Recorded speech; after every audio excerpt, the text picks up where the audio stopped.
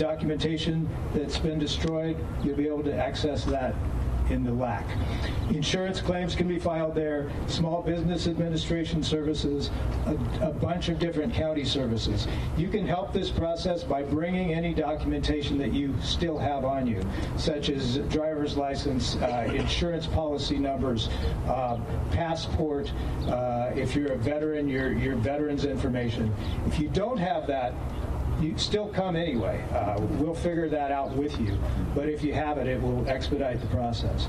So the site will be wheelchair accessible. Spanish translators will be available, and it will be open from 9 a.m. to 7 p.m. for at least the next 2 weeks, likely longer than that. So I just want to say while we're here that you're looking at a huge number of partners that we've got from state, county, local, and federal sources around the country. Behind these trailers here, there's a tent city. Each one of those tents represents some of the many, many hundreds of firefighters who are here helping us out. Those people are not sleeping at home tonight either. They're out protecting our homes, and I just want to really appreciate that. I keep getting asked about what's next. What are we going to do to rebuild? It's a tough question to answer. We've lost almost 5% of the housing stock in Santa Rosa. We're looking at least $1.2 billion worth of damage in Santa Rosa alone. And this fire, obviously, looking at the maps, goes way beyond the city limits of Santa Rosa. So it's a huge hill that we've got to climb. I guarantee you that the leaders of this community are looking and planning for how that happens, but our job right now is to get through this emergency. Then we'll start taking the next steps. Thank you all. Thanks to all the first responders who are with us today. Thank you, and I just want to close by saying that we have county staff continuing to visit all the shelters with that information about where to find resources and also helping to answer questions. We've increased our efforts also to our bilingual community. Want to add, we don't care about whether you're documented if you show up at a shelter. We are there to serve you. Please do not be afraid. Our hearts are with you. We will get through this together. We know that these are catastrophic losses and difficult times, but we are a strong county and we have resources and cities and counties and federal assistance coming in from all over. Thank you very much. Just wanted to mention to residents who are evacuated, Commander Gouveia mentioned that we're going to be trying to get the evacuation areas repopulated ASAP. If you want to get notice when that happens, one of the best ways to do it is to register on Nixle, and that's send your zip code to 888-777. It's a 6-digit number that you're texting, 888-777, and just put in your zip code. You'll get notified when it's okay to go back to the evacuation areas. One more thing to add, people are very concerned about their animals. You can contact the county animal shelter. Also, we continue to evacuate large animals, especially horses, and they are safely being housed here at our Sonoma County Fairgrounds, also Sonoma Marin, and I believe there's some down in Solano too. So we will continue to rescue pets as we rescue people. Thank you. Thank you very much. Just for a single point of contact, the fire.ca.gov has all of the links to all of the organizations and places that have been spoken about up here today. All the individuals who are up here will be available for one-on-one interviews afterwards, so if you need to go in-depth with something specific from a representative, please wait till that time. But for now, I'll open it to any questions for the 9 representatives who've just spoken. All right, we'll end the press conference now. Again, all 9 will be available for one-on-one comments. Thanks for your time.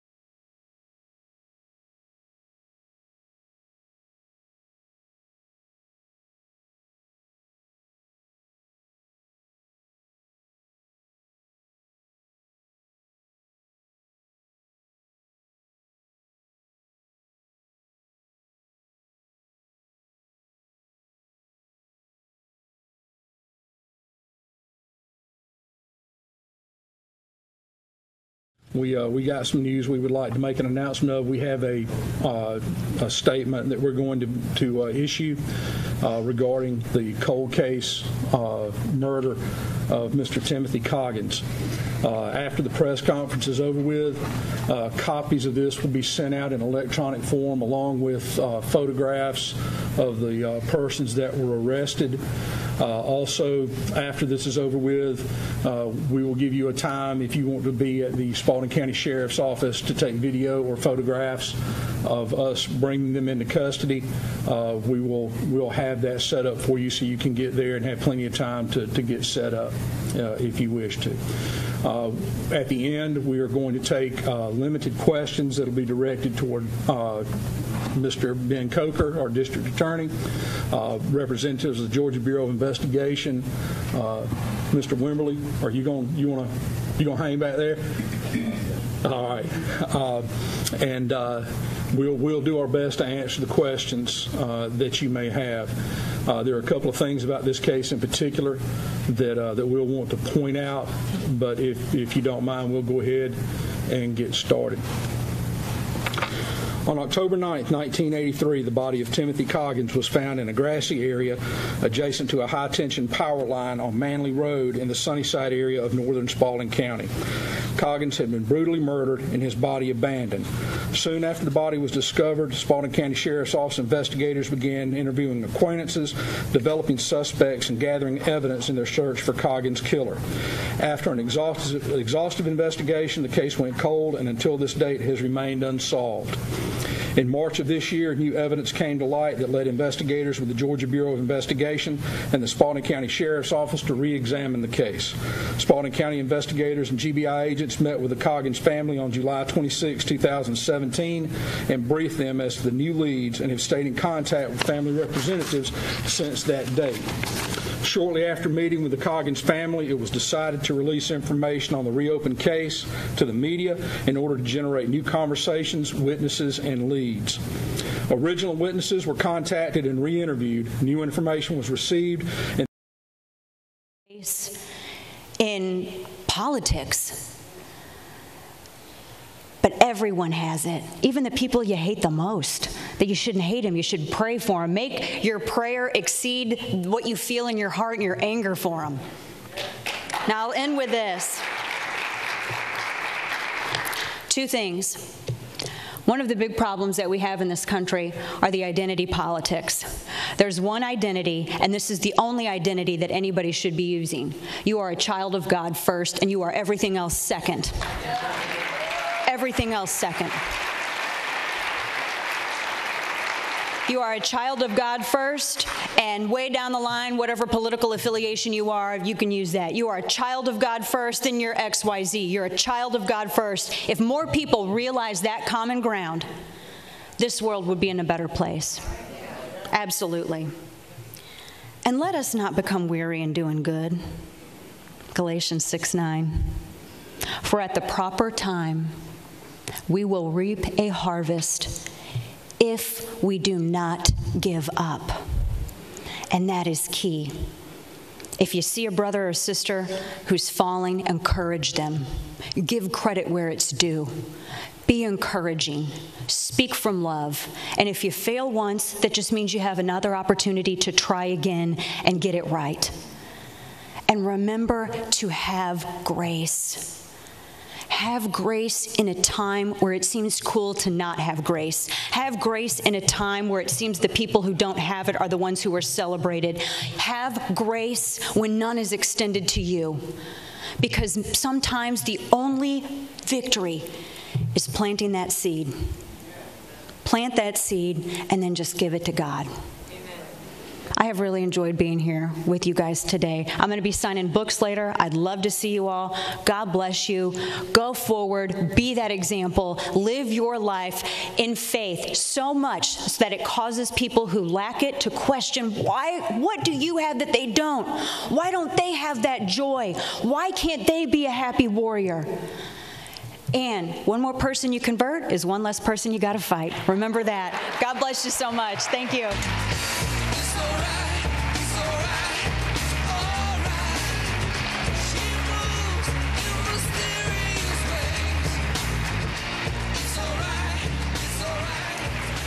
Pity the fool that messes with her. That was awesome. All right. Well, how would you like to meet the Gandalf of Alabama? Yeah. We can arrange that. And I want to mention that as soon as Judge Moore is finished, we're going to show you a 2-minute trailer of the movie we'll be showing tonight that I know you're going to want to see, but we'll be doing that trailer right after our final speaker tonight. But first, I wanted to recognize the Bott Radio Network, who serves as our VVS sponsor for Radio Row. And so, ladies and gentlemen, would you please look at the monitors and let's learn a little bit more about the Bott Radio Network.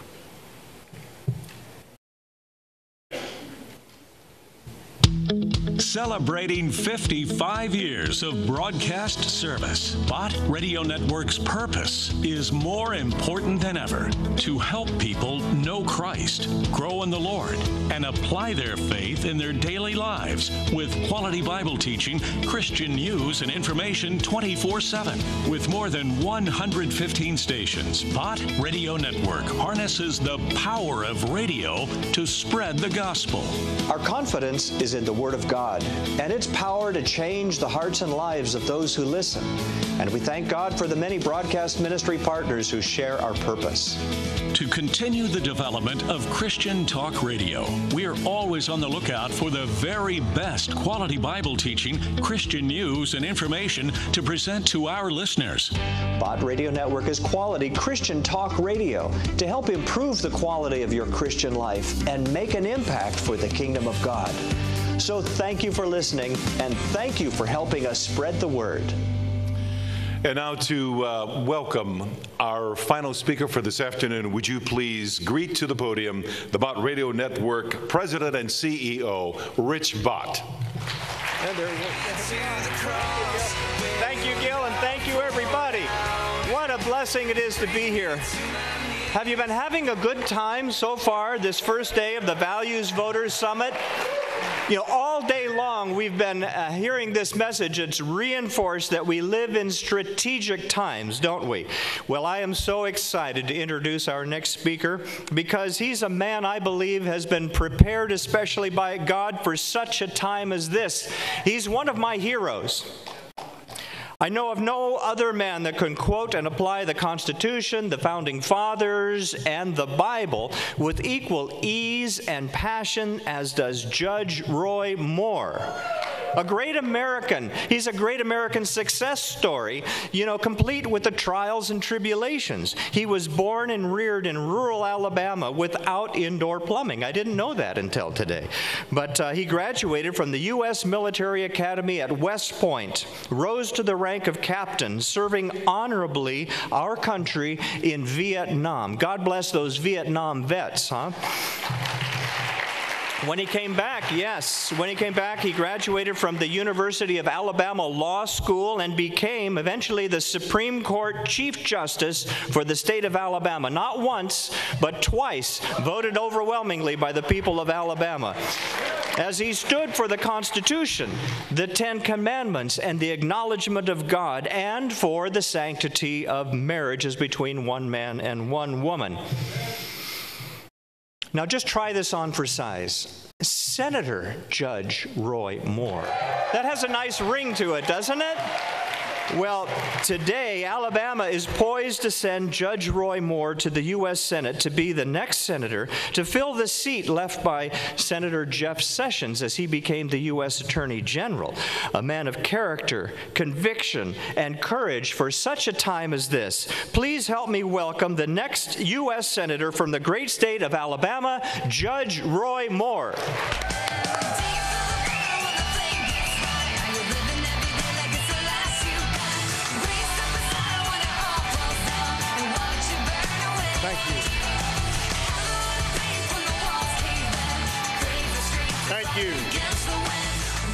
Thank you. Well, I'm sure happy to be here. It's a great looking crowd, and I have to follow that lovely lady that just spoke.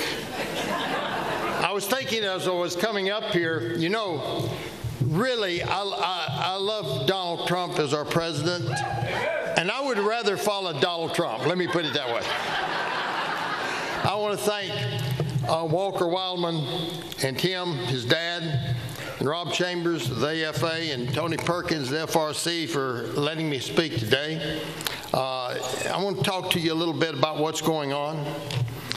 And I'll start with a little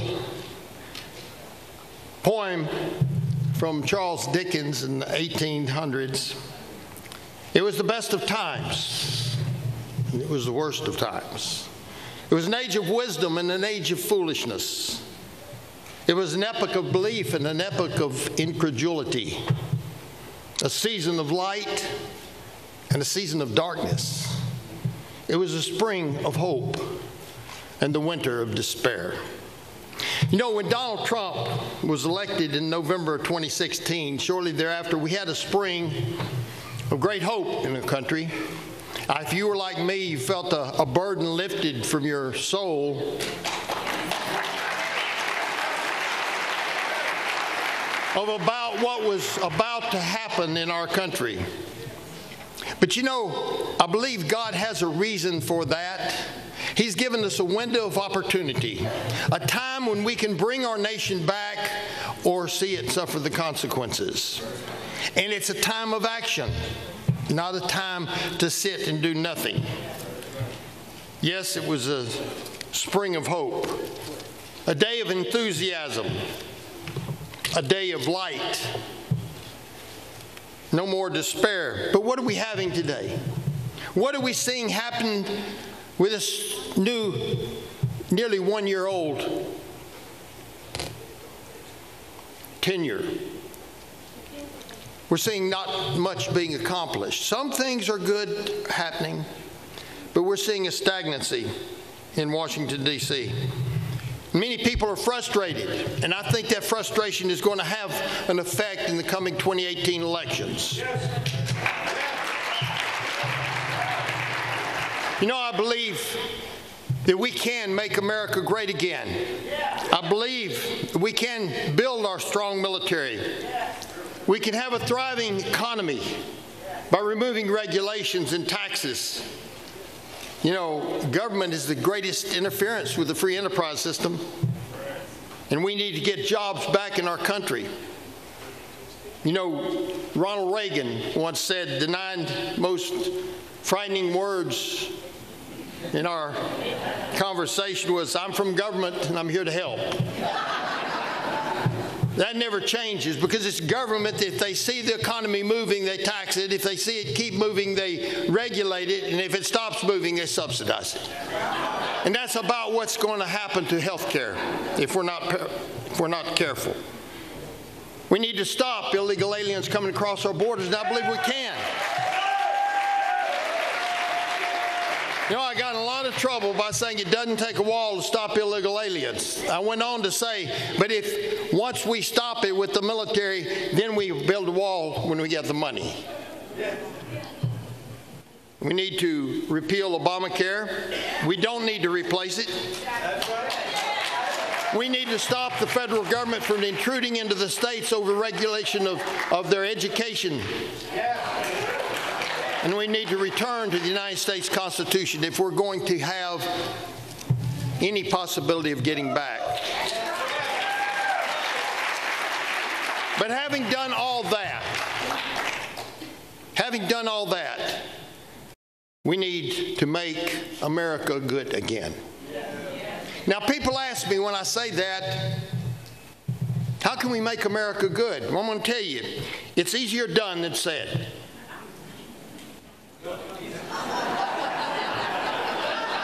That wasn't a mistake. It is easier done than said. We return the knowledge of God to our land, and God will heal our land.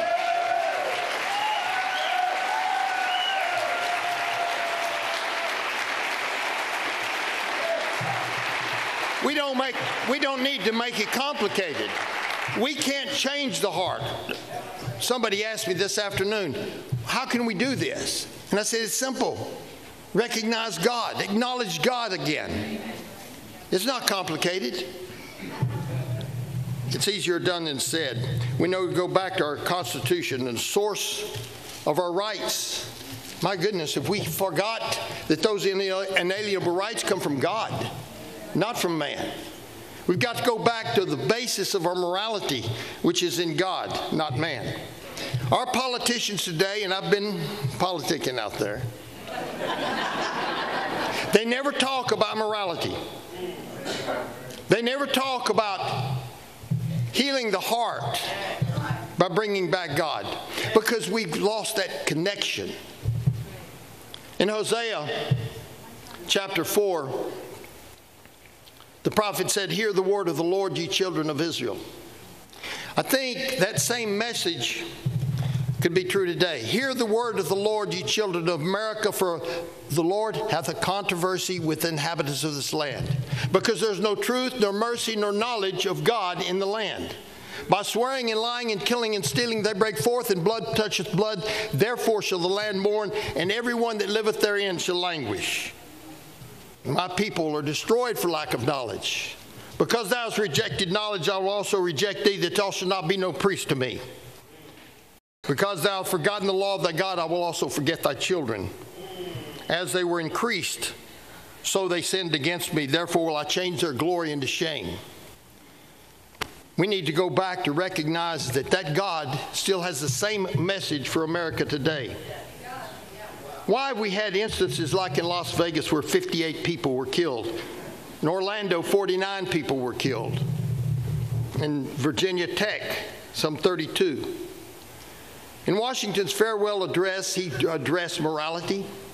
Back then they knew what they had to do, and they said it was virtue or morality which is a necessary spring of popular government. This rule indeed extends with more or less force to every species of free government. Who that is a sincere friend to it can look with indifference on attempts to shake the foundation of our fabric? Our foundation has been shaken. It's been shaken to the core because we have forgotten the source of our morality. You know, I wonder how this happened.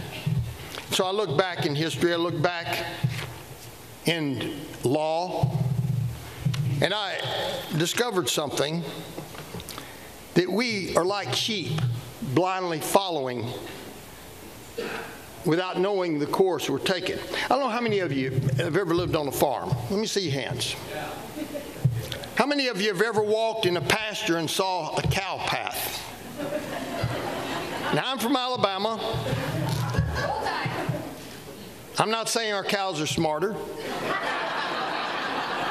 But I did hear someone say they heard two cows talking the other day in the field. And the first cow said to the second cow, it said, "Cow, have you heard about the new disease going around?" And the second cow said, "I haven't heard about any disease." So the first cow looked at him and said, "Well, it's a terrible disease. It makes people forget where they came from or where they're going." Second cow says, "I haven't heard about any disease." This first cow said, "Why, cow, it's going to destroy our whole population. It'll kill us. We can't even know who we are anymore." The second cow looked at him and said, "Why should I worry? I'm a rabbit," and started hopping across the field. We might laugh, but that is exactly what we in America are doing. We're like rabbits. We run instead of taking a stand. I probably don't deserve the praise that I was given earlier about taking a stand, because to me, it's easy. You do what's right.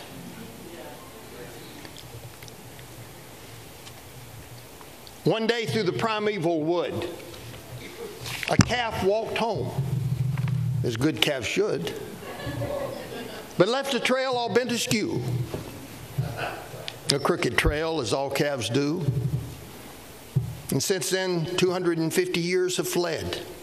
And I infer that the calf is dead, but still he left behind this trail, and thereby hangs my moral tale. If you've ever gone to a pasture, you'll see a little crooked trail a calf will walk, around a rock, around a tree, down a hill, up a hill. They don't walk in a straight line. This little poem, written by Sam Walter Foss in the 1940s, has a definite meaning for our country today, because I see it in our leadership that follow blindly those in front of them. This is a moral tale. You see, that trail was taken up next day by a lone dog that passed that way. Then a wise bellwether sheep pursued the trail o'er vale and steep and drew the flock behind him too, as good bellwethers always do. From that day on, across hill and glade, through those old woods, a path was made. And many men wound in and out, and bent and dodged and turned about, and uttered words of righteous wrath, because 'twas such a crooked path.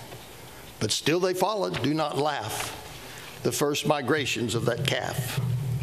The crooked path became a lane that bent and turned again.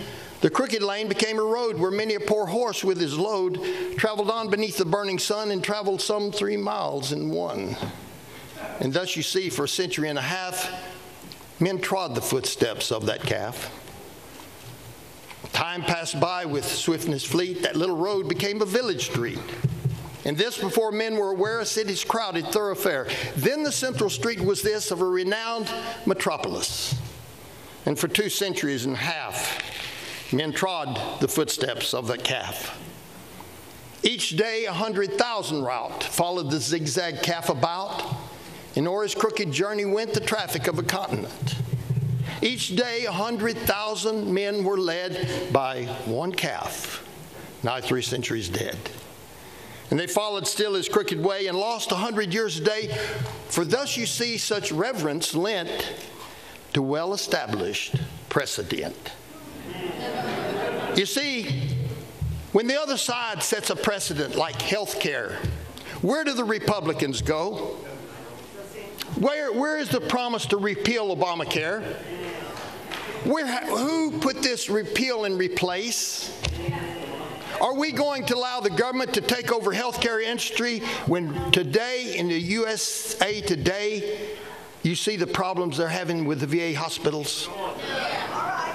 How blind have we been to let them come into our education system and teach our children? When are we going to stop this foolishness of blindly following? Our forefathers knew better. James Madison said, "It is proper to take alarm at the first experiment on our liberties. The freemen of America did not wait to usurp power, had strengthened itself by exercise, and entangled the question in precedent. They saw all the consequences in the principle, and they avoided the consequences by denying the principle. We revere this lesson too much too soon to forget it." We have forgotten it. We have forgotten that when you take a step in and you put your other foot in, the first thing you know, it engulfs you and it sucks you down. It's not just a swamp, it's a quicksand. Yeah. And that's what we see in Washington. We don't have leadership. We have followership. And we've got to get back to we understand what our founding fathers did and what they stood for.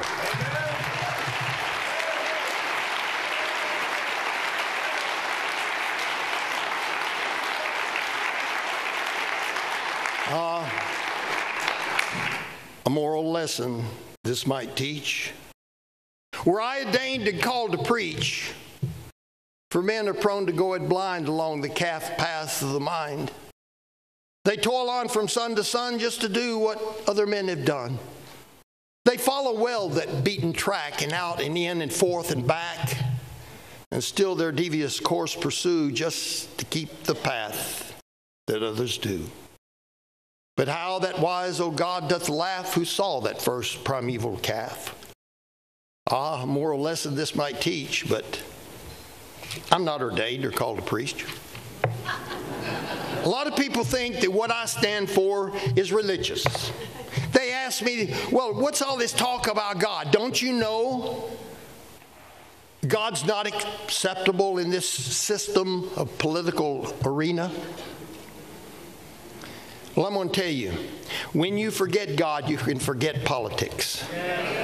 When you forget God, you forget, just like it says, your heritage, your rights, your freedoms. For me, it's a question of freedom or slavery. This is an awful moment for our country. Should I keep back my opinions at such a time as this, I would consider myself guilty of treason toward my country and an act of disloyalty toward the majesty of heaven, which I revere above all earthly kings.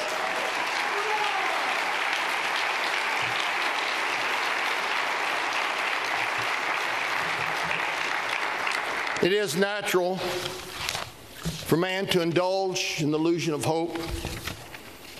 We are apt to shut our eyes against the painful truth and listen to the song of the siren till she has bound us hand and foot.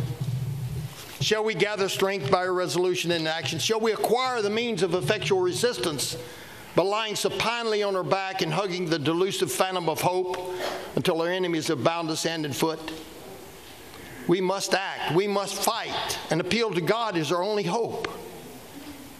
We've got to go back to God. We've got to go back to the Constitution. Yes. And if we don't, we'll be gone. Oh, we sing the songs. Oh, beautiful for spacious skies, for amber waves of grain, for purple mountains, majesties above the fruited plains. America, America, God shed his grace on thee and bound thy good with brotherhood from sea to shining sea. Oh, America, the beautiful. Or so you used to be. Land of the Pilgrim's Pride, I'm glad they're not here to see. Babies piled in dumpsters, abortion on demand. Oh, sweet land of liberty, your house is on the sand. Your children wander aimlessly, poisoned by cocaine, choosing to indulge their lust when God has said abstain. From sea to shining sea, this nation is turned away from the teaching of God's law and the need to always pray. So many worldly pastors telling lies about Iraq, saying God's going broke so that they can fleece the flock. And we've kept God in our temples. How foolish have we grown when all the earth has put his footstool and heaven is his throne. Voting in governments that are rotting to the core, choosing godless judges who've thrown reason out the door. Too soft to put a killer in a well-deserved tomb, but brave enough to kill that child before he leaves the womb. And you think that God's not angry? That this land's a moral slum? How much longer will it be before his judgment comes? And how can we face our God from whom we cannot hide? What is left for us to do but to stem this evil tide? For if we who are his children will humbly turn and pray, if we seek his holy face and mend our evil way, then God will hear from heaven. He'll forgive us of our sin. He'll heal this sickly land and all that live within. But America, the beautiful, if you don't, you'll see. Sad but holy God, withdraw his hand from thee. May God bless you. Thank you.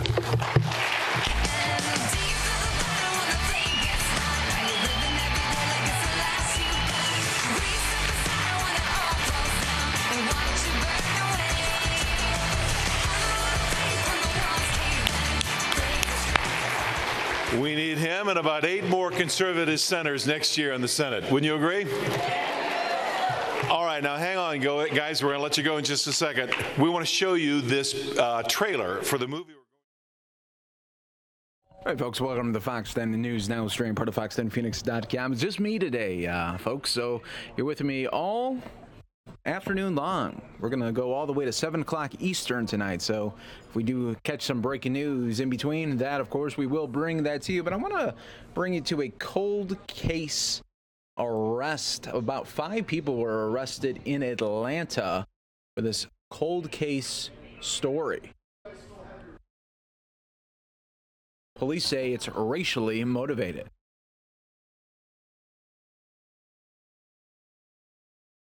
Coggins.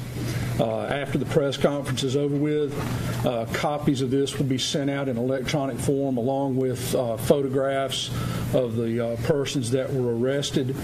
Also, after this is over with, we will give you a time if you want to be at the Spalding County Sheriff's Office to take video or photographs of us bringing them into custody.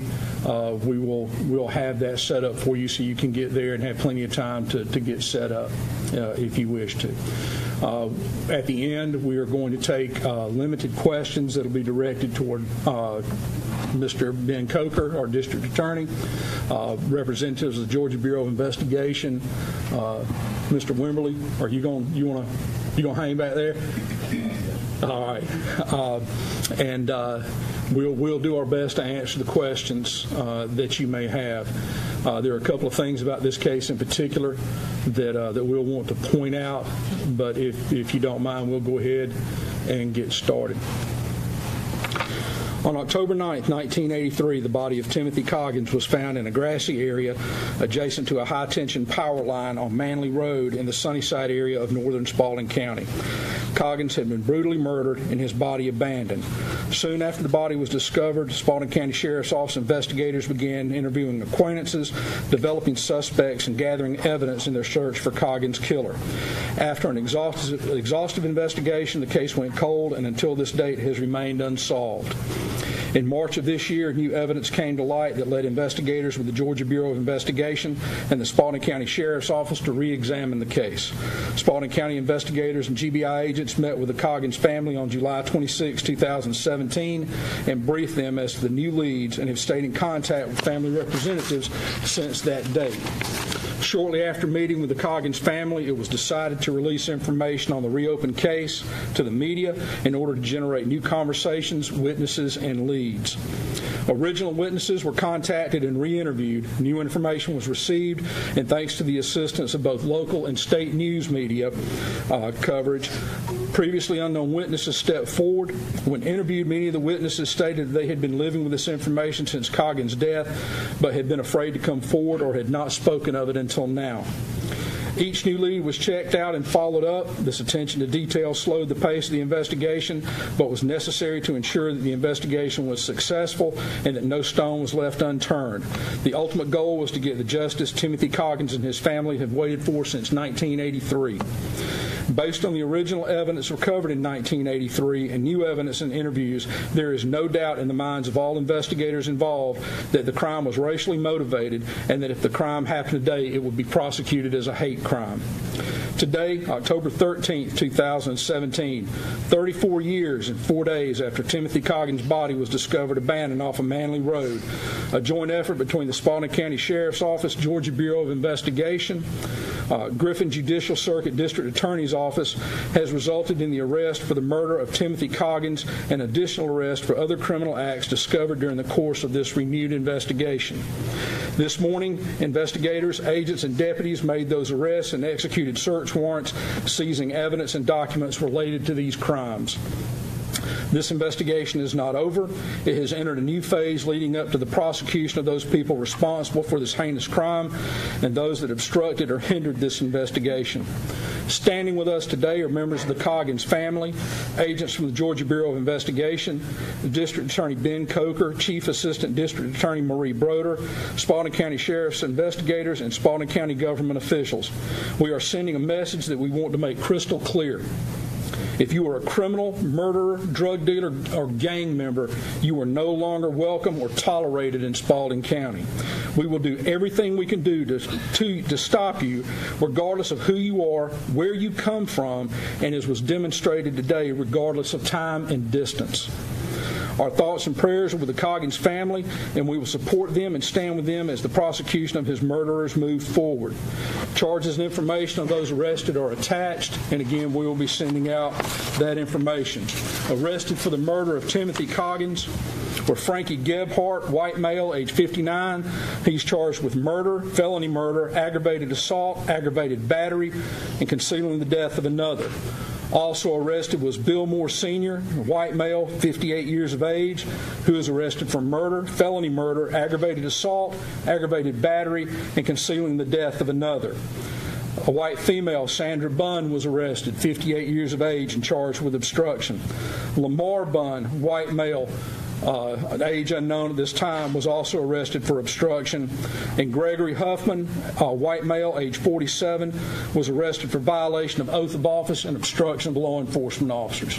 There will be other arrests and charges coming forward as we go further into this.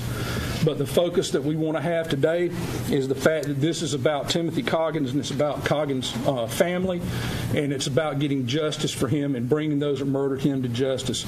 And that's what we intend to do. We are going to do everything we can to fight for this family and make sure that they get the justice that they deserve. Right now, Mr. Ben Coker is going to step forward and make a couple statements. Thank you, sir. Thank you, Sheriff. I'm honored and proud to stand with Sheriff Dix and members of the Spalding County Sheriff's Department, agents with the GBI, and members of the Coggins family. These officers here today have worked tirelessly and diligently to make an arrest in this case. This is a brutal homicide. My office will prosecute the case to the fullest extent of the law, as we do all cases. Together, we will continue to work as a team with law enforcement and ensure that the citizens of Spalding County are safe. I cannot comment further on the facts of this case as is now an active case with my office. I can assure you that we will work hard to successfully see that justice is done. Thank you. Does anybody have any questions? Yes, sir, Mr. Devane. Gregory Huffman is charged with violation of oath of office. Yes, sir. In what capacity of office was he in? He was a detention officer with the Spalding County Sheriff's Office, and as of this morning, he was arrested and terminated from his employment. So he was employed up to today? Yes, sir. Thank you. Lamar Bunn, I'll go ahead and say that one. Lamar Bunn was previously employed with the Lamar County Sheriff's Office, was currently employed with the Milner Police Department. He was arrested this morning as well and charged with obstruction. His fate administratively will be left up to his chief of police. So Lamar Bunn was serving as a police officer for Milner? Yes, sir. As of this morning, he was. But he's in your custody now? Yes, sir, he is. Anybody else? Anthony Kaufman, Fox 5. Yes, sir. How does this make, I guess, everyone feel that, you found get justice for this family? It has, from the beginning, when the new information first came to light and we were contacted by the Georgia Bureau of Investigation, it has been an emotional roller coaster for everybody that was involved, family, agents, investigators, the DA's office, and everybody. We've been in constant contact. There have been a lot of highs and a lot of lows that have occurred, but we feel like this morning kind of started the lifting of a burden off of a lot of people and started us heading down the right direction so we can finally get closure for the Coggins family. Yes, sir. Timothy Coggins, could you give us a little bit of info about who he is and who he was and what led up to such heinous crime? The background of the motive of the crime, we're going to have to hold on releasing that because it is information that will be brought out at trial. Mr. Coggins, from what I have learned, from being around the Coggins family, was a loved part of this family. I think that everybody, might say, just like everybody else, he was not 100% perfect, but you know what? He was the victim of a murder, and he deserves justice just like everybody else does, regardless. Not to say that he was a bad person. Not saying that at all, but regardless of who he was or what he was murdered brutally, and we are going to make sure that people answer for that crime. Question for DA representative? Yes, sir. What are you going to be seeking in this trial? Is this going to be a capital case, or where are you? We'll have to analyze the case, Mr. Devane, before we make that decision. That will be based on all the evidence that comes forward and the tests that are still outstanding at the GBI. It's too early to tell whether or not we'll be seeking capital punishment in this case. Is there any possibility that the federal government that might get involved, or the Justice Department to bring charges? We have not been contacted by any representative of the federal government. Thank you. Excuse me. Would it be a difficult case to try? Anytime you have a murder case, it's a difficult case, but being that it is a cold case, it always presents unique challenges to the prosecution, but it's something that my office is equipped and ready to handle. Anybody?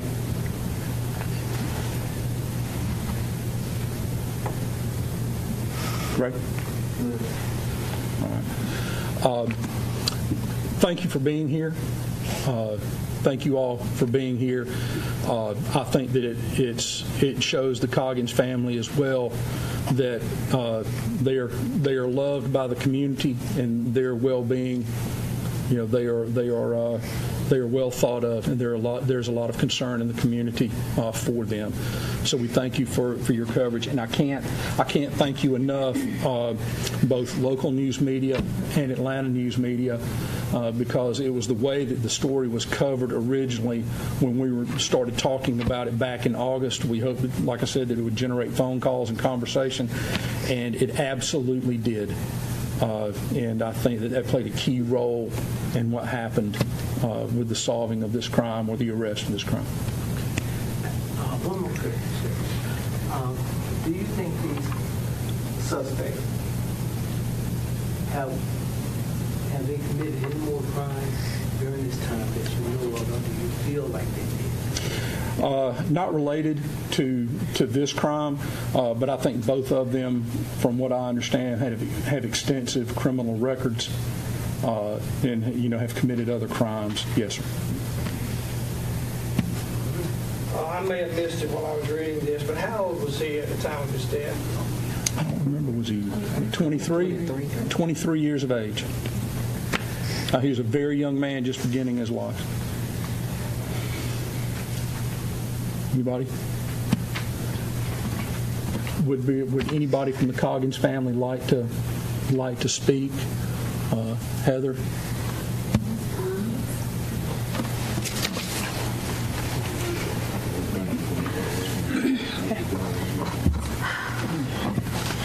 I guess, first off, I would definitely like to say thank you to the Spalding County Sheriff's Department, to the GBI, to all the investigators, to the DA's office as well, for not giving up on this case, not giving up on my Uncle Tim.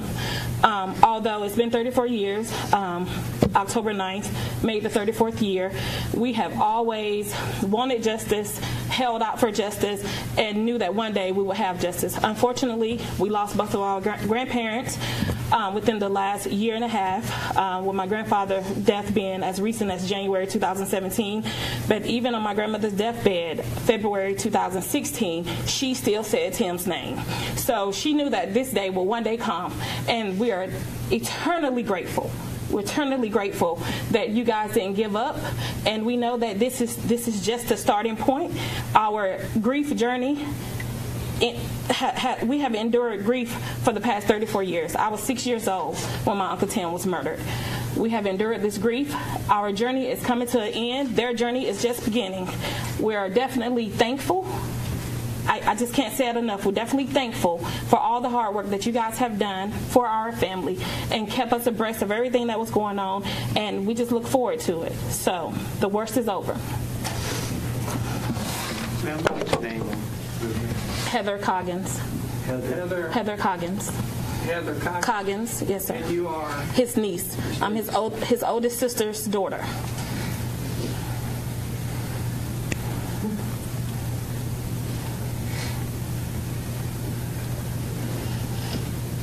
Could I ask your name, ma'am?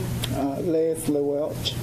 Leslie Welch. Leslie, Leslie, Welch. Welch. Mm-hmm. W-E-L-C-H? Yes, sir.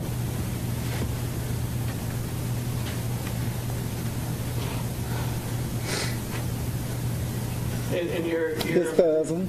Your cousin, too? Mm-hmm.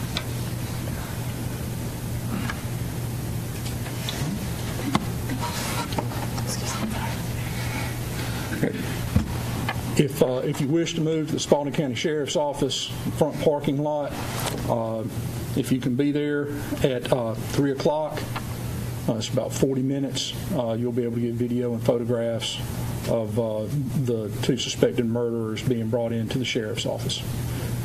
Thank you very much. We appreciate y'all's attention. We appreciate y'all being here. Thank you. Thank you, Sheriff.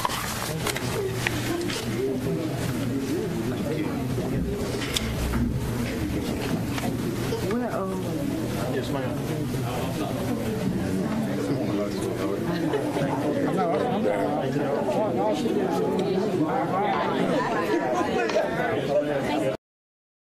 That date. Shortly after meeting with the Coggins family, it was decided to release information on the reopened case to the media. All right, folks, you are watching the Fox 10 and News Now stream, part of fox10phoenix.com. We'll be back with some more videos here coming up next.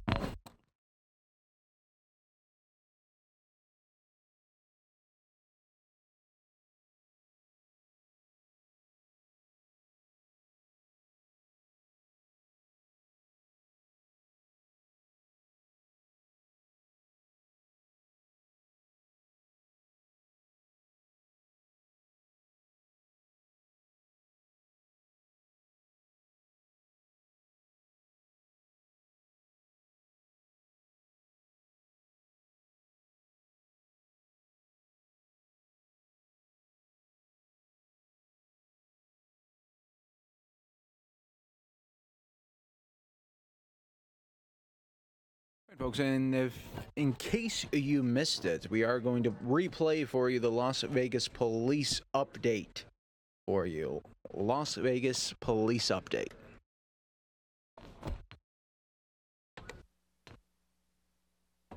Sometimes it's people meet their demise outside of our control. So I'm hoping that number does not raise, but today's number is 58.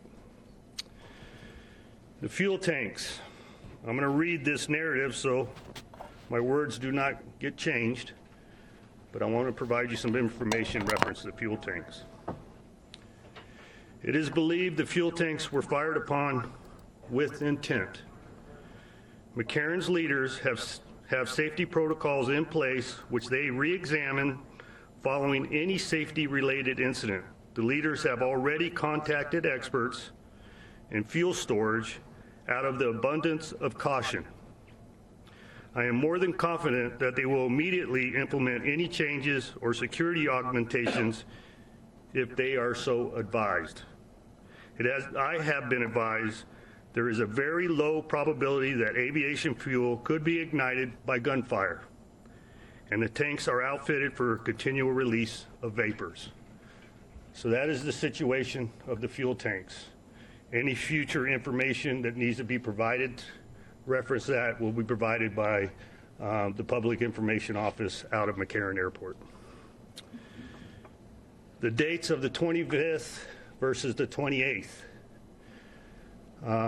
This was not breaking news, no matter who believed it to be so in this form. We were aware of the discrepancy of the 28th versus the 25th in the early parts of this investigation. What we weren't aware of is why the date of the 28th was utilized in the early portion of this, as I was provided this information as part of the person registered in the suspect's room. We have come to learn the suspect did occupy the room on the 25th, and the situation on how the room was compensated or paid for had changed, and the name as part of the registration had changed on the 28th to include Mary Lou Danley. So that was the confusion associated with that. No matter what the perception is, whether we were being non-transparent or we were attempting to be subversive, is false. I was acting on the information at the time I was provided it. The autopsy. Yes, there has been an autopsy performed on Mr. Paddock, or the suspect. In the early evaluation, there was no abnormalities observed visually. As a matter of practice in the forensic science, His brain has been shipped to an appropriate evaluation facility in order to take a microscopic evaluation of the brain. So the initial report that there was no abnormalities was a visual inspection of his brain. So it's yet to be known whether there is any abnormalities to be presented at a later date. Now the timeline. Names and spelling. Unfortunately, a great deal of my investigators' time has been preoccupied on this timeline. In the public space, the word incompetence has been brought forward, and I am absolutely offended with that characterization. This is a very dynamic event, very big event. Thousands of people involved, humans involved in documentation, and every venue of information involved in this investigation.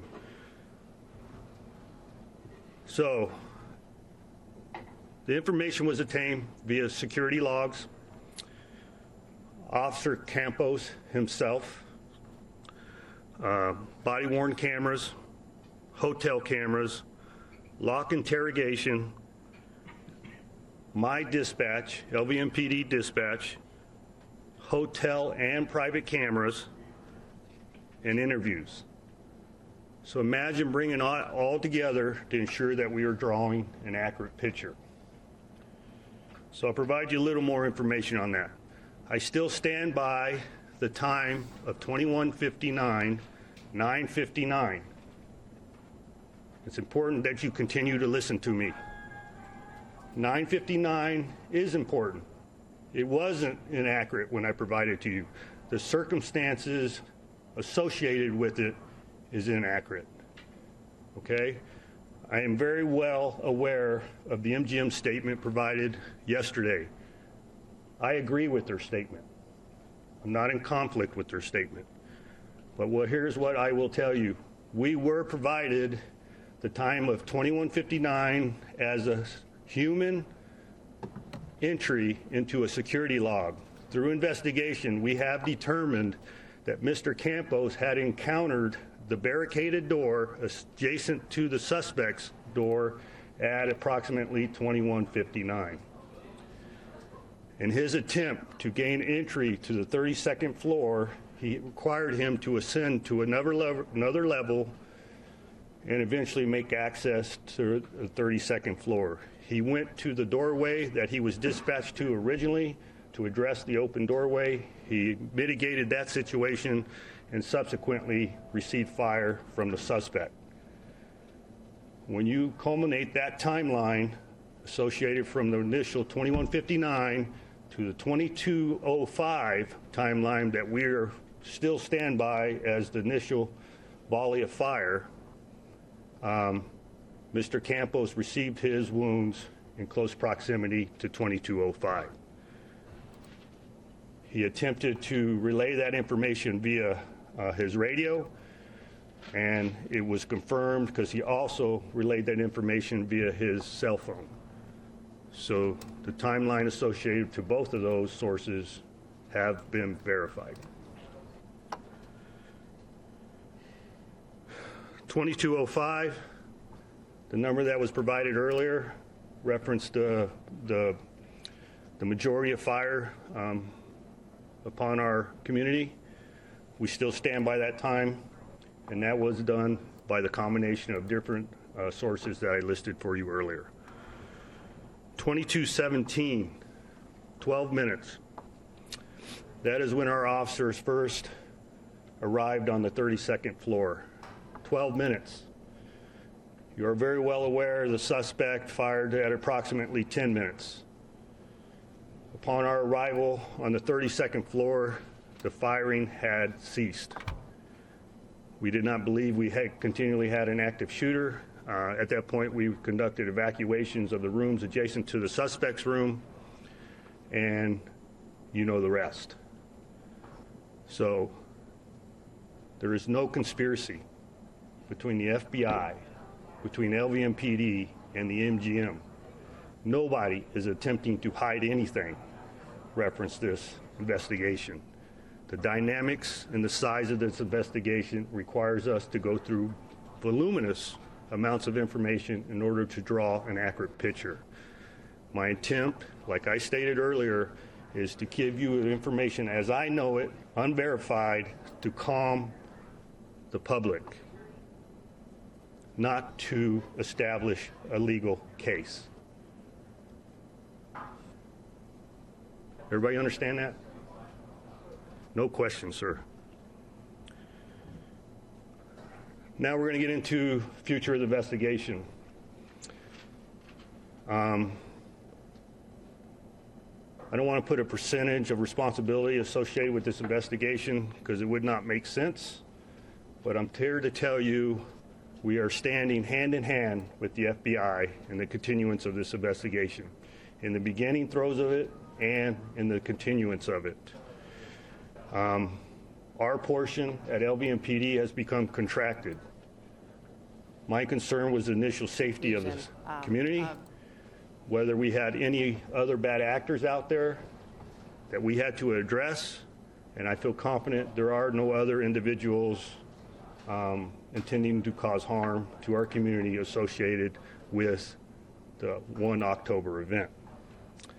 Now it's become protracted, and that's where the FBI has their expertise. We are establishing the timeline of the suspect's life, his motivation, and everybody else associated with him throughout time. It requires us to rely on the FBI's resources for that success. Nobody's acquiescing in my department to this. I am not acquiescing, and nor is the FBI coming in with a hammer and attempting to take over. This will continue to be a joint operation. With that being said, I want to give the opportunity for Aaron Rouse to provide some statements. Thank you, Sheriff. I am Aaron Rouse. I'm the Special Agent in charge for the FBI in Las Vegas. In support of our partner, from the beginning, we established a 24-hour, 7-day-a-week command post with agents, analysts, task force officers, and many support personnel. We have deployed over 200 employees from across the FBI to Las Vegas, including many with specialized positions. Globally, we have hundreds of agents covering every facet of this investigation. Nothing will be overlooked. We have made significant progress. To date, we have found no signs of ideology or affiliation to any groups. Hundreds of interviews have been conducted so far. Close to 2,000 leads have been covered so far. Extensive review of digital media on a multitude of devices is ongoing. Over 1,000 pieces of evidence have been collected and are being reviewed by the FBI laboratory. Hours and hours of video footage from hotels continues to be reviewed. FBI victim specialists from across the country are here assisting victims and families of the victims. More than 1,800 victim questionnaires have been completed, and the return of personal property continues. We continue to ask you, if you have factual information in furtherance of this investigation, please call us. If you know something, say something. The number is 1-800-CALL-FBI. The FBI, nor our partner, we don't rush to conclusions. We ask for your patience and will not comment on specifics of this investigation while it is in process. This is in keeping with the long-standing FBI tradition. As I said from the beginning, this is our city. It is your city. Las Vegas is a resilient city, a microcosm of a resilient nation. While we grieve as a community, we will use that energy to learn as much as we can about this horrible crime so that we may prevent another one from happening. I thank you. Thank you, Aaron. So before we close out today, I want to provide you another written narrative. I want to read verbatim in support. In other words, bring a better light to what's occurred and the carnage that is associated with our community. There's some bright spots, and I don't want anybody to take offense when I've completed my comments today. There's 1,000 heroes out there, but I'm going to bring it home to my department, and I think it's important for you to hear it. So, the first narrative, in the immediate aftermath of the shooting, Sergeant Garrett Everett arrived at Reno and Haven and saw the need for medical triage area. For hours, Sergeant Everett and other LVMPD officers, along with the off-duty nurses, paramedics, and firefighters, triaged at least 50 gunshot victims. They ran out of tourniquets and began using anything they could find to stop the bleeding, to include their own hobble devices they used during the normal course of their duties. These officers calmly took care of the wounded and the dying as they waited for medical transport, at times placing the critical victims on the backs of trucks so they could get them to the hospital quickly. Not all the victims made it out as the night wore on. Those same officers were assigned to guard the deceased victims, not allowing any of them to be left alone. So the undersheriff and myself, Kevin McMahill, took it upon ourselves to go out and visit some of my officers yesterday to discuss their mental state, to thank them, and check on their overall condition. These particular officers sustained some substantial wounds, and some of them you have heard in the public forum already, and some you haven't. But there's a couple key individuals I want you to write about. And one of them is Brady Cook. Brady sustained 4 separate gunshot wounds. And when I say separate, that's entries and exits. It's not actually 4 separate bullets. And an important piece on Brady is the suspect was firing upon the crowd. As our officers started to arrive via vehicles, which Brady was occupying one, it is readily apparent to me that he adjusted his fire and directed it toward the police vehicles. So the response of those individuals, I believe, saved lives. No matter what his personal vendetta is against the police or not, maybe he was preventing the wolf from getting to his door sooner than later, but he chose to fire upon the police vehicles. Brady sustained a substantial wound to his shoulder, through his bicep, into his chest, and out his back. And the reason why I bring this one up, he asked me if he could go back to work today.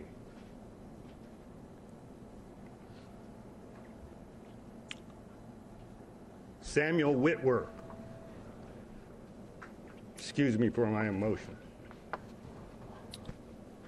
Samuel was laying on his couch with a very intensive wound to his leg. During the melee and his attempt to evacuate victims, he sustained a broken leg. But he remained on scene and provided security for the medical personnel.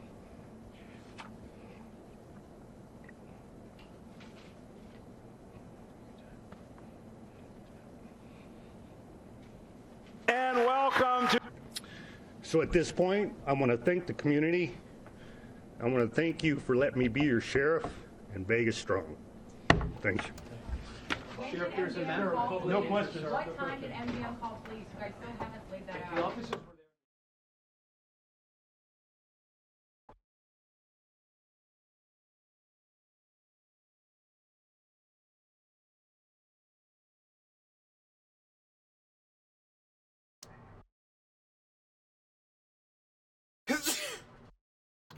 Thank you so much. Nicole, do you know what he had at dinner there? Where's Uncle Sal's at? Wow. Wow. And where they say he's at, Phoenician? Okay.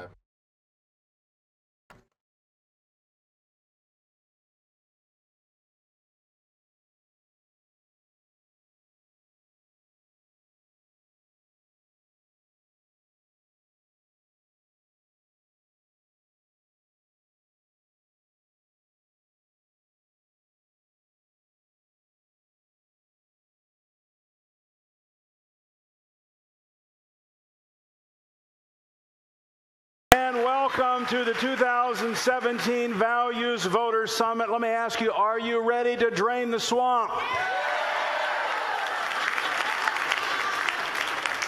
I've got the equipment and I've got the motivation, and we're going to get it done.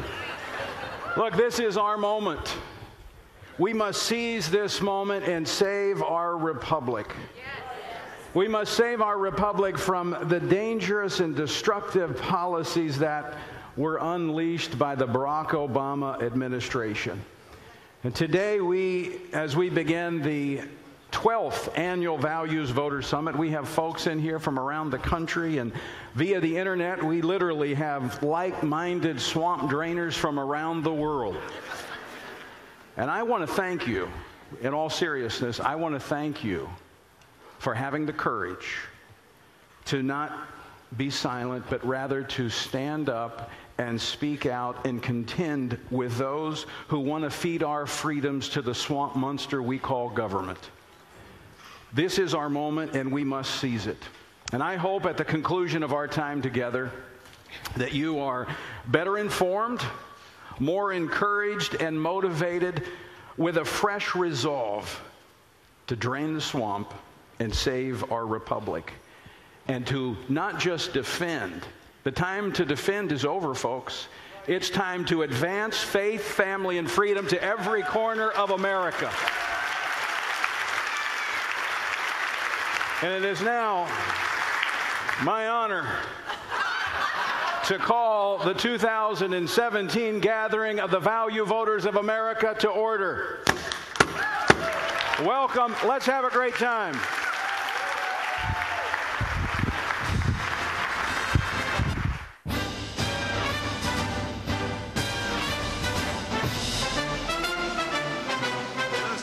I'd seen it all. Okay. Well, listen, we're going to get things kicked off with how we are winning the Hill. And we've put together a pretty impressive panel. And let me take a moment now to introduce each one, and they'll come out and you can show your appreciation. Beginning with Congresswoman Vicki Hartzler, who's a member of the U.S. House of Representatives from the 4th District of my home state of Missouri. There she is, ladies and gentlemen. Before Vicki served in the U.S. House of Representatives, she served for 5 years in the State House of Representatives from 1995 to 2000. She's an avid defender of traditional marriage and the pro-life movement, and she encourages other citizens to get engaged with politics through her new book, Running God's Way, Step by Step to a Successful Political Campaign. Let's give her another round of applause. Welcome, Vicki. And now, number 42, playing left field. Now, Mark Walker is a congressman serving the 6th District of North Carolina. He's an ordained Baptist minister. He serves on the Committee on Homeland Security, the Committee on Oversight and Government Reform, and is the co-chair of the Congressional Prayer Caucus. Let's hear it for Mark Walker.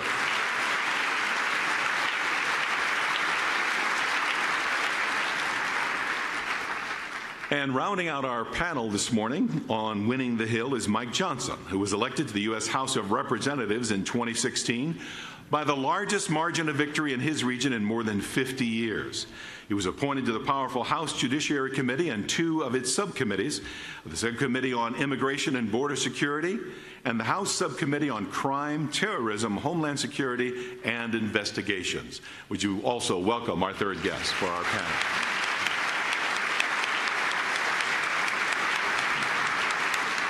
All right. And Tony is still in the swamp right now, so we're just going to continue stalling while we wait for Tony to get out of the swamp. All right. Well, how about those Cubs game last night? Wasn't that exciting? Everybody, welcome back. FRC President Tony Perkins. Take it away. Somebody was using my phone booth.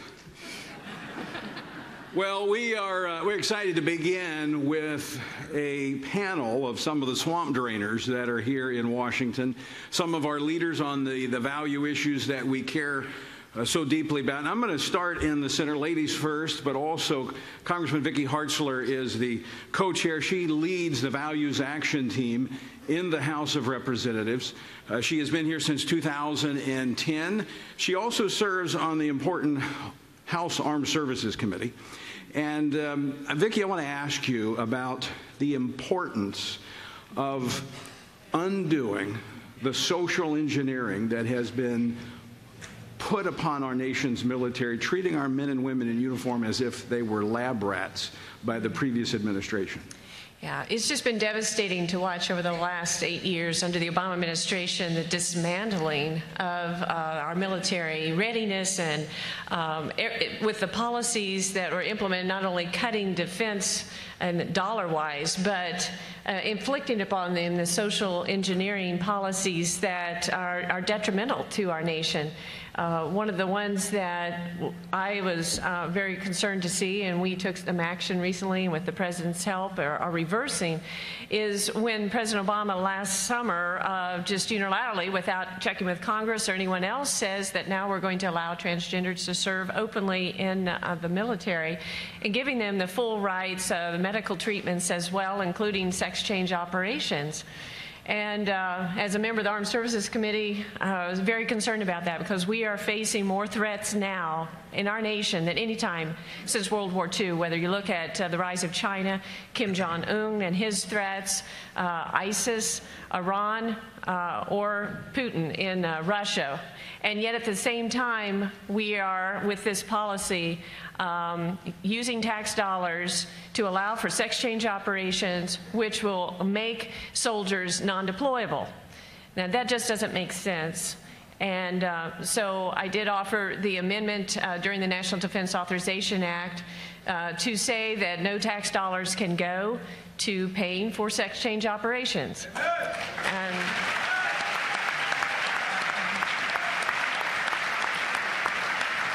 And the reason that that's bad, it's going to, by our estimations, over the next 10 years, cost taxpayers $1.35 billion just for the surgeries alone, and that doesn't count the ongoing hormone treatments. But then, in addition, if you have a surgery of that magnitude, it makes you non-deployable for 267 days a year. So my question is, why would we be using precious defense dollars to make soldiers that cannot be deployed? Absolutely.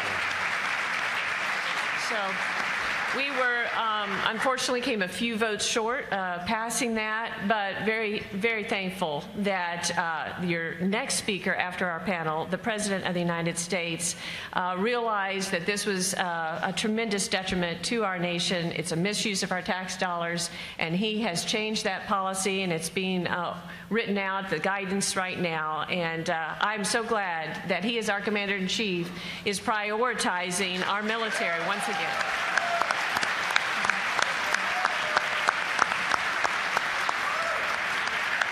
By the way, just to put that cost in perspective, that's the equivalent of one Navy destroyer, maybe 35 fighter jets. I mean, it is not an insignificant price tag. I want to go next to Congressman Mark Walker, who serves as the chairman of the Republican Study Committee. He came to Congress in 2014, and I think was well equipped to work in Congress and bring people together. After serving as a Baptist minister and being in many business meetings, he knows how to deal with contentious situations. Yeah. If you survive a Wednesday night Baptist business meeting, you're in good shape for Congress. That's right. Let me ask you that, Congressman Walker, how you see the role, now coming from the faith community as a pastor, what role does the church, evangelicals, social conservatives, Catholics have in determining the future of our country? Well, I think you're seeing it play out in our very present day. Certainly want to thank you for all the great work that you're doing to impact it from your level, and certainly the great army that is here even today. We saw this play out last week. the amount of influence that the church and the people who follow Christ are really pushing back on some of the social engineering and the social culture, we are seeing it. That vote last week on the House floor, where we were voted to end all abortions after 20 weeks, it's due to the people fighting this fight, Tony, and that's, yes, give yourselves a hand for the great work there. So when did it become even at a point of contention in our country that we would even consider that this was, we're one of only 7 countries out of 198 nations, including North Korea, that even allowed abortions after 20 weeks. It boggles my mind sometimes that we've drifted this far, but it doesn't mean that we don't have plenty of work and plenty of fight left in us to be able to push back on some of the culture. I think we do it, obviously. To answer your question specifically, there is an evangelical thread that I think that works in all components and all aspects of our life, that we have to understand there is a relationship component. For 50, 60 years, some of our communities have been impacted, should I even say indoctrinated, with the left's ideal that the government is the end-all for everything that you can encounter, whether it's physically, financially, spiritually.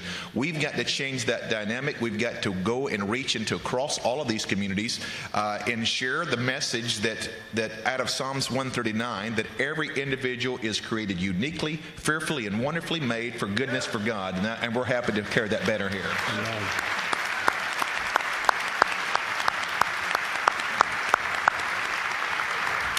Our third panelist from my home state of Louisiana, Congressman Mike Johnson from Shreveport. We have a couple people from Louisiana here.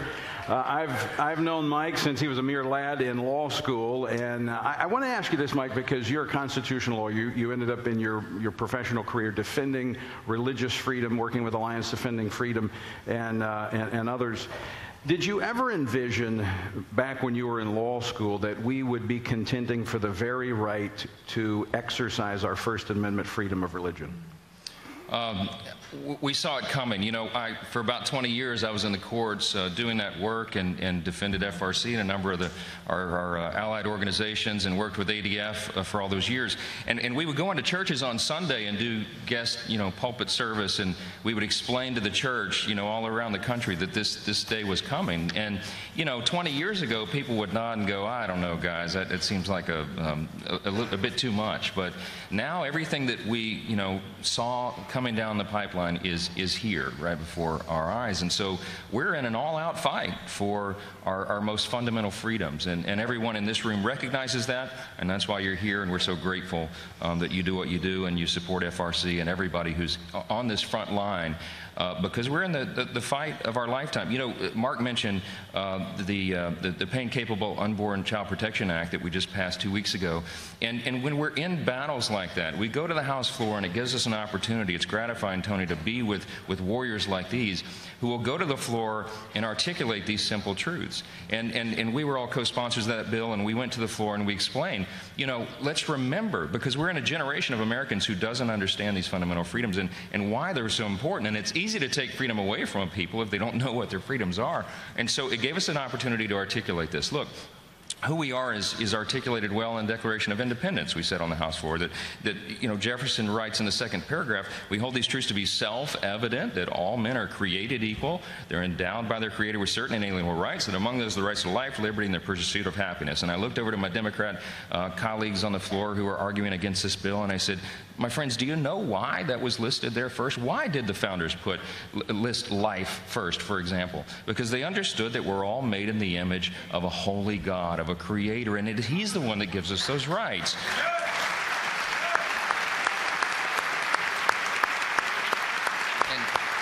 Tony, on the floor, and I know you were watching this, they were arguing for the convenience, they actually argued on the floor that we can't pass this abortion ban after 20 weeks because some children may be born with disabilities, and we should have the right to terminate the pregnancy. And I said, the founders, recognizing that we're given life by our Creator, they understood that was essential to who we are, and that every single person has inestimable dignity and value, and it's not related in any way to how good looking you are, where you went to school, what you make for a living, or whether or not you have a disability. It's given to us by God, and we have to remember that.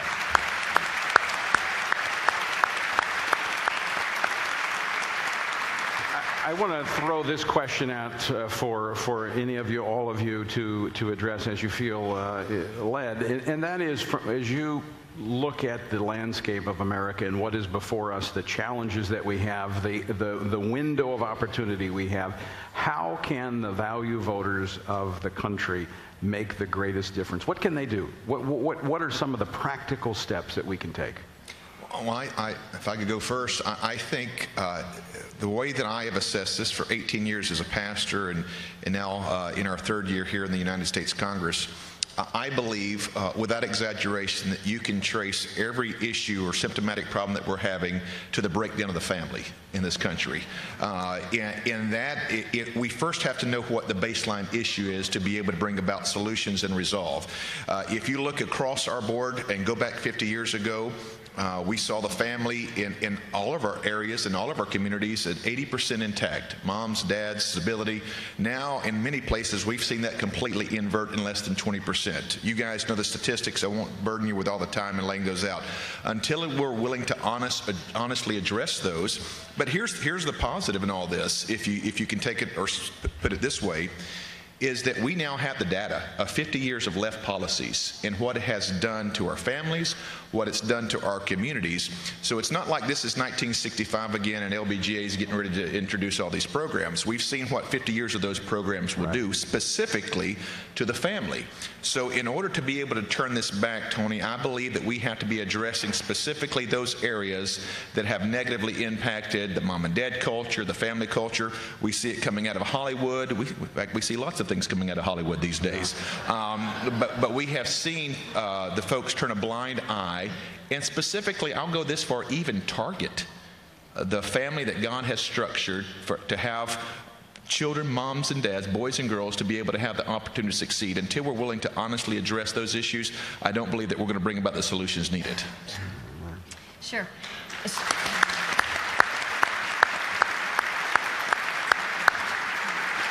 So 3 things come to mind. First and most importantly is to pray. You know, if my people will humble themselves and pray and turn from their sins, then I will hear from heaven, will forgive their sin, and will heal their land. And so we don't wrestle against flesh and blood. So most importantly, that is, of course, what we need to do. But secondly, I would encourage you to think about and pray about running for office yourself. And if not you, then who? Then saying, who do I know that would be good on the school board or could serve in the county commission or city council? We need to be strategic. We need to be proactive. We need to be putting and encouraging people to be there who share our views and values. And so that's really important. But most importantly, we need to tell people about Jesus because he is the only answer, really.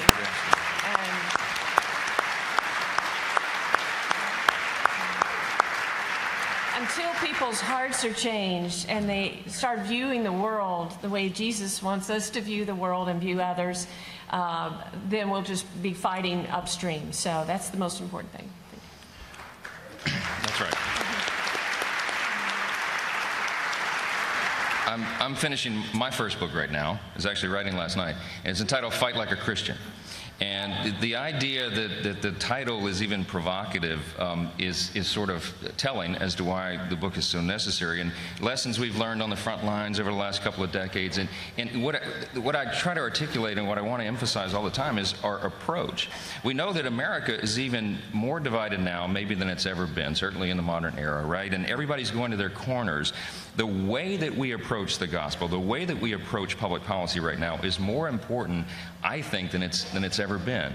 And so that we have to be winsome witnesses to the truth. And we have to love our enemies and remember that our battle is not against flesh and blood, but against principalities. And all those principles that we've all known since we grew up in Sunday school, we have to apply now in the public square. And I think we have to be bold about that witness, gentle as doves and wise as serpents, and go into every arena. I've done 18 town halls since I got elected to Congress in December.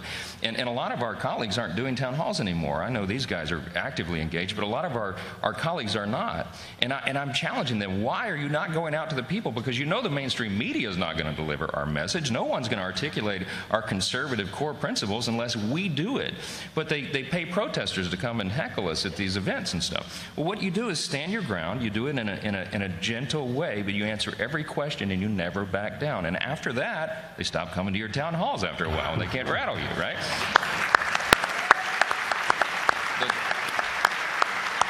That's the approach that I think we have to take as the church and as conservatives in the public square, to articulate our principles without apology, do it in a gentle way, and hopefully we can win others over to our cause.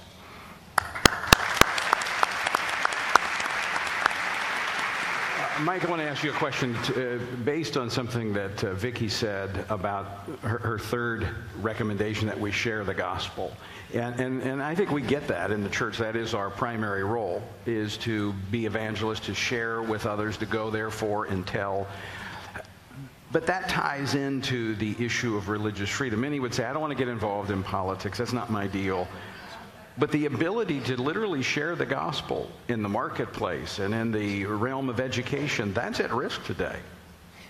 Yeah, I will start off. I'm sure my colleagues want to jump in, because Mike and I are leading amicus brief in one court case now. It's defending a hero of the faith of today named Jack Phillips. And Jack owns Masterpiece, a cake shop. You may have heard his case. He's one of these, he's an artistic genius. He creates masterpieces. It's just not a cake. He goes each event and he creates it specifically for that event. And he was asked a couple of years ago to make a cake, create a cake for a same-sex wedding ceremony, and he just very quickly says, well, I just can't do that due to my faith, but here's some other ways you could get a cake. I can sell you one that's already pre-made, but I'm not going to create, express and use my talents in that way. And they took it to the Colorado Civil Rights Commission, and which ruled against him and has ordered him to go through re-education programs, he and his staff. And he has to file quarterly compliance reports now with them to verify that he is not letting his religious beliefs get in the way of his business. And thankfully, ADF has helped him, and he is all the way now to the Supreme Court on December 5th. They're going to hear this case. But this is a tremendously important case, and as there are others, Barronell Stutzman and so many others, ordinary people trying to live out their faith according to the constitutional rights of the First Amendment, and being told by their government that they have to behave a certain way. Now, if our government can force people to do things against their deeply held religious beliefs, where are we as a country? And so this is imperative that we pray for this court decision, and that we continue to fight this and stand up for our beliefs. And Mike, you did this for many years, Alliance Defending Freedom. You want to jump in? Well, I'll just add, it is difficult to overstate the importance of this case. I said at our press conference when we unveiled our amicus brief to assist my old group, Alliance Defending Freedom, that I really believe this one could be for all the marbles, Tony, because if it goes the wrong way, we're going to set back religious freedom for generations. If it goes the right way, we'll be advancing what the founders' ideals were. And it's really that important. And it reminds me also of another development of this just a week ago, the rollback of the Obamacare, the HHS mandate, where we were forcing employers to provide contraceptives and sterilization techniques and even abortifacients as part of the healthcare law. And we've rolled that back now. And the left went crazy over that. You saw what they did. I mean, this massive overreaction. You know why? Because we're seeing a trend around the country in state laws and lawsuits. They're trying to force Catholic hospitals and Christian healthcare providers to not only support but engage in themselves, use their own skills in support of things that violate their sincere religious beliefs, their deepest moral convictions. That is anathema to who we are as Americans. We have to protect the right of conscience. We have to protect the right to religious freedom, and we're going to have to die on every one of those hills. Pardon the pun. I agree absolutely. Thank you.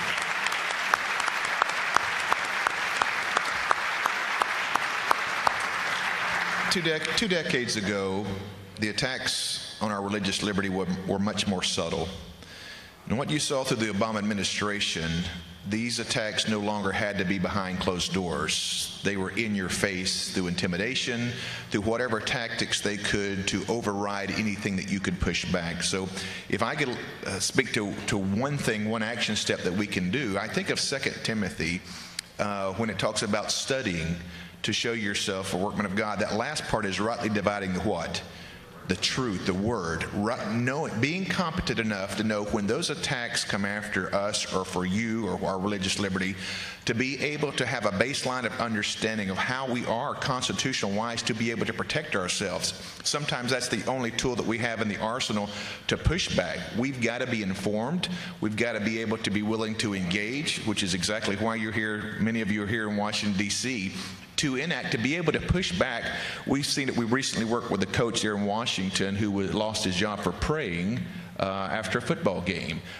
This is real. It's in our face right now, and unless we're willing to fight on behalf of Christians, I think of Ephesians 6, putting on the whole armor of God. Now, we do put on the feet of the gospel of peace, but those are both offensive and defensive weapons. If you look through that passage in Ephesians 6, that there are times where we have to advance our cause, and I don't think there's a greater time in our life than to advance that cause right now.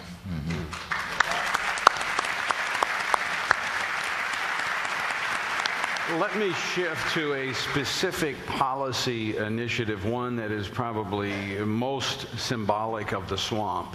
And that is the issue of Obamacare. Now, the House, you passed a measure. It went over and drowned in the Senate. Is there still a chance that we will see, and I know the president yesterday, I'm sure he's going to talk about some of the executive orders that he did to address it on the margins, but is there a chance that we'll see Congress repeal and replace this policy that is causing our healthcare system to implode? I'll start. Let the rookie go first. This is a tough one.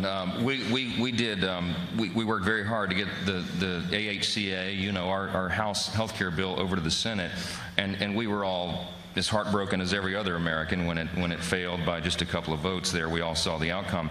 The battle is not over because it cannot be. Look, Obamacare is in the process of imploding right now, and I'm sure everybody in this room understands the reality of this.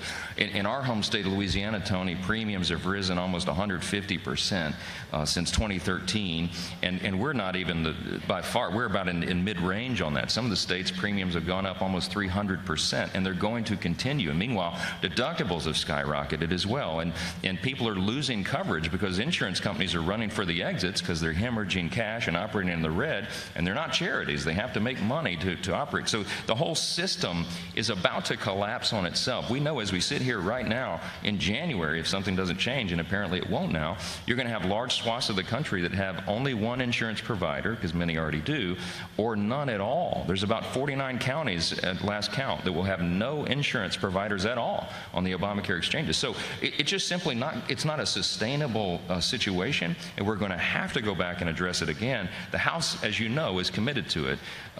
Certainly the Republicans in our conference, we're going to have to do it on our own, and we're praying, and I think everyone in this room should help us encourage our friends in the Senate to step up and take some necessary action. Yeah. Yes. There is hope to your question, Tony. There is a lot of hope, but we cannot rest. We cannot relent. We need to continue to fight on this issue. Mike, you were very nice in using the word encourage our friends in the Senate. We may have a few more action verbs that we're thinking of in the room today to be able to do that. But we're going to continue to push through legislation. I'm privileged to chair the Republican Study Committee, the largest conservative caucus. We have 157 members, 17 of the 20 chairmen, and we went on record at our press conference last week laying out 3 promises for the next 3 months, and one of those is to continue to work to repeal and replace Obamacare. If we have to do it piece by piece, frame by frame, we will not rest until this burden is off the backs of the American citizens.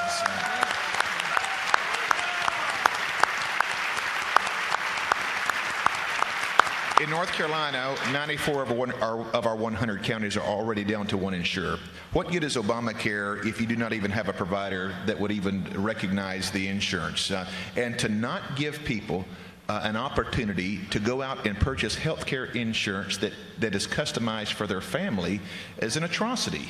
I will tell you this, we are putting together, Marsha Blackburn has got a wonderful bill that we're trying to get to the floor right now, but we're also going to make sure that we continue to put the pressure, and this is really where you guys can help, is continuing to engage our friends in the other chamber, the United States Senate, to make sure that they understand the urgency of why this is important. We only have a small window of time to get these things done. In fact, only 3 times in the last 100 years has Congress been able to keep its Republican majority when you've had a Republican in the White House. That's why this time may not last forever, and I would dare to think what the Democrats would continue to do to our health care system, Tony. Mm-hmm. And I would just add a little bit of the nuts and bolts of the frustration of it, and it's how the Senate rules work.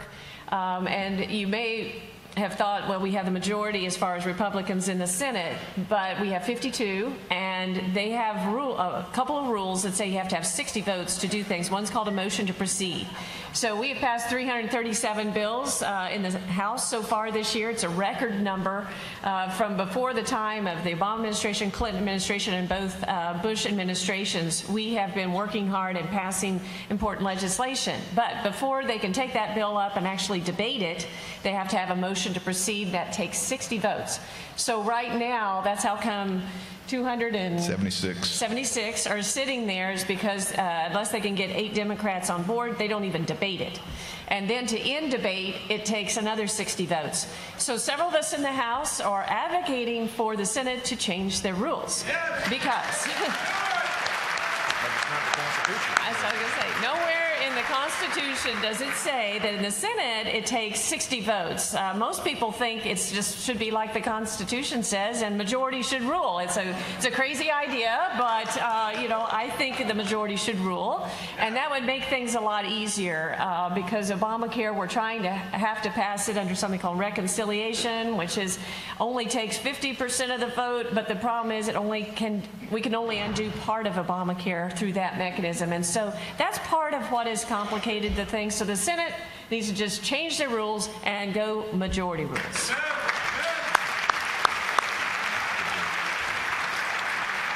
On the next big ticket item that's before Congress is tax reform. That's the discussion now shifting to tax reform. Your thoughts, will we get a pro-family, pro-growth tax structure coming out of this Congress? I am convinced that we will. Kevin Brady, Chairman of the Ways and Means, has worked on this nearly for the entire year to make sure that we are going to take care of the American people when it comes to tax reform. We were in discussion last night. We had another member maybe just calling for some trimming around the edges. Now, this is a once-in-a-lifetime opportunity. Not since 1986, 31 years, that's, I think, movie of the year Top Gun came out. I was a junior in high school, that we have even touched tax reform. So this is why it has to happen now. I just talked about the urgency of why we have both houses, that we've got to deliver on this, but we also want to make sure that this is a key component that impacts, I would guess, pretty much everyone in the room, that those in the middle and lower income are not damaged by their charitable giving. We need to include that to make sure those folks have the opportunity to deduct those charitable gifts. America is the most philanthropic country in the world, and it's organizations like this and our local communities and shelters.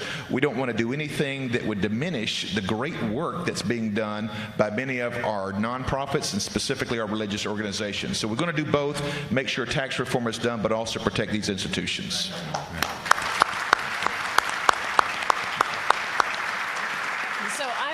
Too, I'm very optimistic that we will get this done. We launched a framework of what is going to be in the tax policy a couple of weeks ago, and it is family friendly. And I was glad to see not only are we increasing the child tax credit, but we're also making it equal. So if you're a stay-at-home mom, like I was for several years, you also get the equal amount there. We're taking out the marriage penalty, which actually is a wonderful idea.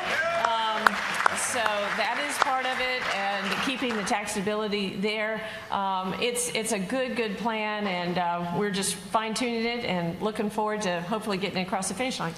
And I think the reason that we have optimism this will be done is because even the rhinos in the Congress recognize that it's their scalp that's at issue here. If we don't get this done, there's going to be a reckoning next fall, and everybody's, yes, it is going to be. But look, I spent a lot of time in my district back in North and West Louisiana talking to small business owners, and they tell, you know, the economy has been on a great run since this year. We've had 49 consecutive, or more than that now, over 50 consecutive Dow Jones records since January. But I think a lot of that is in anticipation of the fact that we are going to get this job done with tax reform, and so we have to do it. And when we do, it will help everybody. All boats are going to rise. And all these small business owners who will tell us, man, if I just could get a little bit, if I had to send a little less to Uncle Sam in Washington for everybody to squander, I could add more jobs, expand this product line, go to this new, this new location. Those things are going to happen, and I believe we're going to double our GDP, our economic growth rate. I think we'll get it back to 7.5% like we were in the mid-'80s. And you're talking about a game changer. A strong America is good for the whole world. We know that, and this is important. We spoke a little bit on the individual side. There's a business rate component as well, Tony Perkins, and I just yesterday I was sitting down with the CFO of Pfizer company, and he said this: for every dollar we make in Ireland, we keep 87 cents. For every dollar we make in the United States, we keep 60 cents. Now, since the 1930s, we've not lowered our business corporate tax rate to as low as we're getting it now, which is 20%. As you guys know, without going through the talking points, we've had the highest in the industrial rate in the world, and it's time to bring that back down. The average across the international globe is 22.5%. We think we're getting it to 20%. We're pretty sure we can lock it in there because it's important to bring those billions and billions of dollars and as well as jobs back to the United States. And repeal the death tax as well. That's a big thing. Well, and there's also another aspect of the tax reform that's going to be in there that has been addressed. The president addressed it in the campaign. And I know, Mike, you were a part of the co-sponsoring of the Johnson Amendment repeal. Yes, well, we need to unshackle the voice of the church again. And for a long time, well, for a long time, it's something that we've all lamented, that the Internal Revenue Code has been really censoring and silencing the pulpit, and that is an unconstitutional prospect. And we have been trying to challenge that in court for years. Many of you know, through the Alliance Defending Freedom, we've had Pulpit Freedom Sunday, and we've had thousands of pastors get up in their pulpits in the fall before an election cycle and say why there are biblical reasons why you cannot vote for candidate A or B. That's the way pastors used to lead their flocks until the 1950s. The Johnson Amendment was imposed. Many of you know the history. I won't go into the weeds on it, but LBJ put it in as a vendetta against some churches in Houston that opposed his re-election to the U.S. Senate. And there was no real debate in the House or anything in the Congress when it was imposed in the Internal Revenue Code, and it's silenced and censored the church. So we have legislation now that is pending that will change that restriction and unleash the pulpits of this country again. That's the moral leadership that we need for America at this very pivotal time, and it could be a game changer. Yeah, the voices.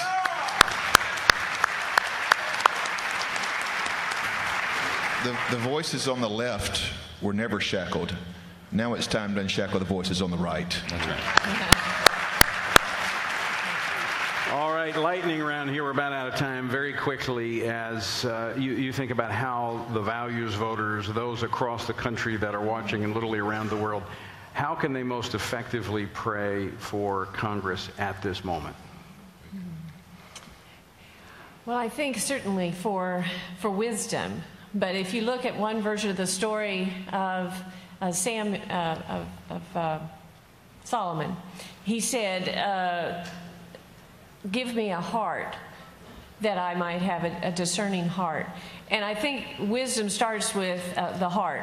And so pray that we all have the heart of Jesus and that we have the heart of God for the people that we serve, because it's out of that caring for their constituents, getting to know them, their hurts, their needs and how government can play a role in unshackling some of the restrictions on them to help them live to the fullest that God has given them. It's out of that heart of caring for them that comes then the policy changes and the motivation for us to fight. And that is what it's about. So give us the discerning heart and a caring heart for the people that we have, and then the wisdom and how to translate that into policy that will not only be beneficial for them, but that will bring glory to the Lord. I would just, I think that's great. I would issue 2 prayer requests for those of us in the Congress, that there would be a newfound conviction about our core principles among those who tend to waver a bit, that they would understand that these are the things worth fighting for, and it's what the American people deserve, and also for unity. It's a big, important thing for us right now, that we've got to keep our camp together and moving in the right direction. And sometimes that's the most difficult battle, is not even necessarily trying to overcome Democrat objections. It's trying to keep our family together. Paul Ryan said one time it's like trying to keep frogs in a wheelbarrow or something like that. I think it's about right. But we could use that unity. And I'm so grateful for the leadership of Mark and Vicki and people like them in the Congress who are leading the way on that. As a freshman, it's been very gratifying to serve with heroes like this, and we're grateful for your prayers, because that's what makes the difference. Ladies and gentlemen, let's thank our panel for a tremendous job and thank them for their leadership.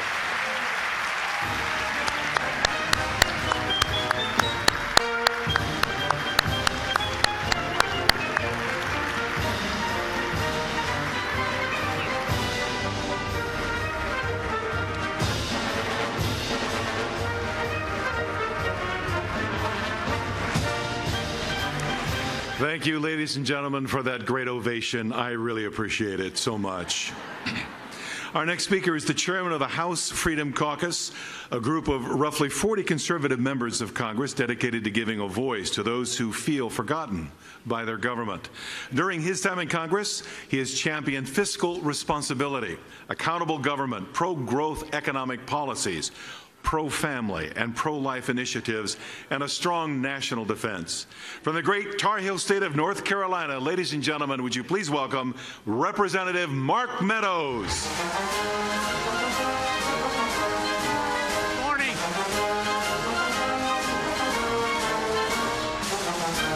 Good morning. Or should I say, hello, deplorables. I love it. I love it. You know, about 13 months ago, there was someone on this stage, Donald J. Trump as candidate 13 months ago, that was bringing it to all of you on what it may be like if we put a conservative in the White House. Now, I want to also say at that particular time, I'll give you a stat. The poll said there was an 83% chance that Hillary Clinton would win by 47 electoral votes at that particular time. Now, I can tell you, I'll give you another stat. They were 100% wrong. You know, it was 13 months ago when he was here that really we were going to campaign, and we said it would be worth it for just one thing. If we could get a conservative on the Supreme Court like Neil Gorsuch, it would have been worth it, and indeed we have done that. Now, don't you think that Supreme Court Justice Gorsuch is better than Supreme Court Justice Bill Clinton? Wouldn't you agree with that? But it was 13 months, and I can tell you at that particular time, there was not the same enthusiasm in this group. In fact, there was not even the believability, because the polls were all suggesting that it was all over with. And yet somehow we as people of faith knew that our God still reigns over the affairs of nations, doesn't he? He still reigns.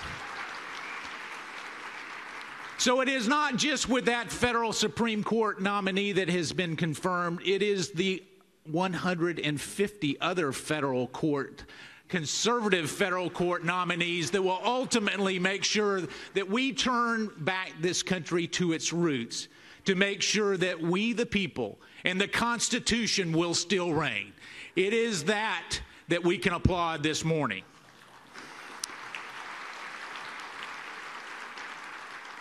But I also, since we're looking back at September, I want us to look back even further to a September that happened some time ago, and it was a September during the Battle of 1812, and actually it happened in 1814.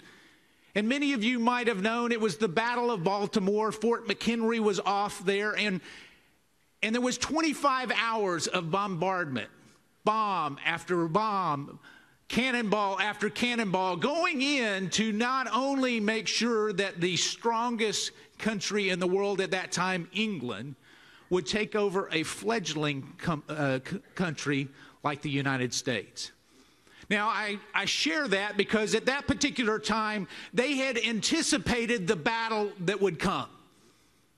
And I share that today with you because we need to anticipate the battle that is still raging on the streets of Washington, D.C. in this place that they call the swamp. Now, I understand Tony came out and it is time that we, drain the swamp, right? Well, that includes every single member of the House and Senate. If they're not willing to do what they've promised on their campaign trail, it's time to send them home. It is time. But going back to that battle, there was the bombardment for 25 hours, and yet there was a flag that had been specially made to fly over that particular fort. It was a large flag that was 30 by 42 at the cost of some $405.90. You can actually see remnants of that flag in the Smithsonian today. Now, I share that because indeed they were preparing for battle, and what we now know is the flag that was still waving after that bombardment was the flag that Francis Scott Key actually wrote the poem, which we now call our national anthem, about. And yet, here we are today in preparation for that battle, and knowing that it was there, we somehow think that that flag and what it represents is not worth standing for. I can tell you there are times when you don't make political statements. There are times at a funeral where you don't make a political statement. There are times when we're sending troops and welcoming them home that you don't make political statements. And I would suggest that you don't make a statement by taking a knee when we have the flag out there as well. That's what I would suggest. It is time that we stand in honor of what it represents. It is time.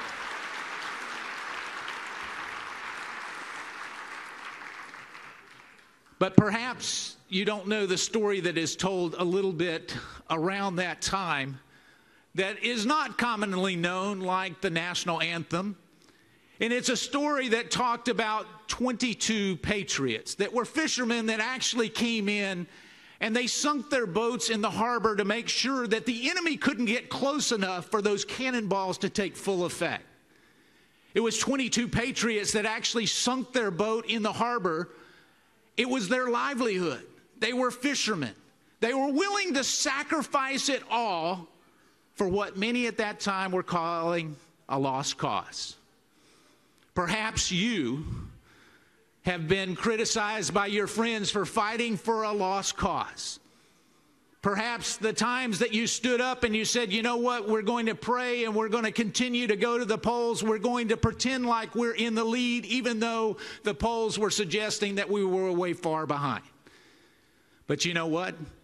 We knew that we had somebody on our side that perhaps others didn't, because we knew that on our knee, praying before our Heavenly Father, He would deliver ultimately the victory.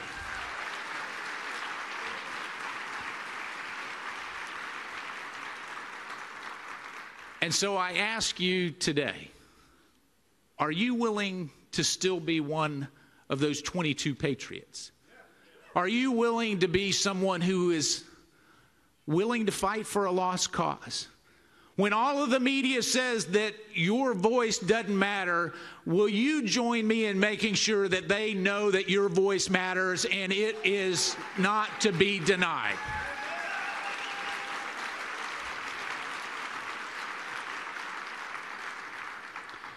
So let me tell you something else the pollsters got wrong.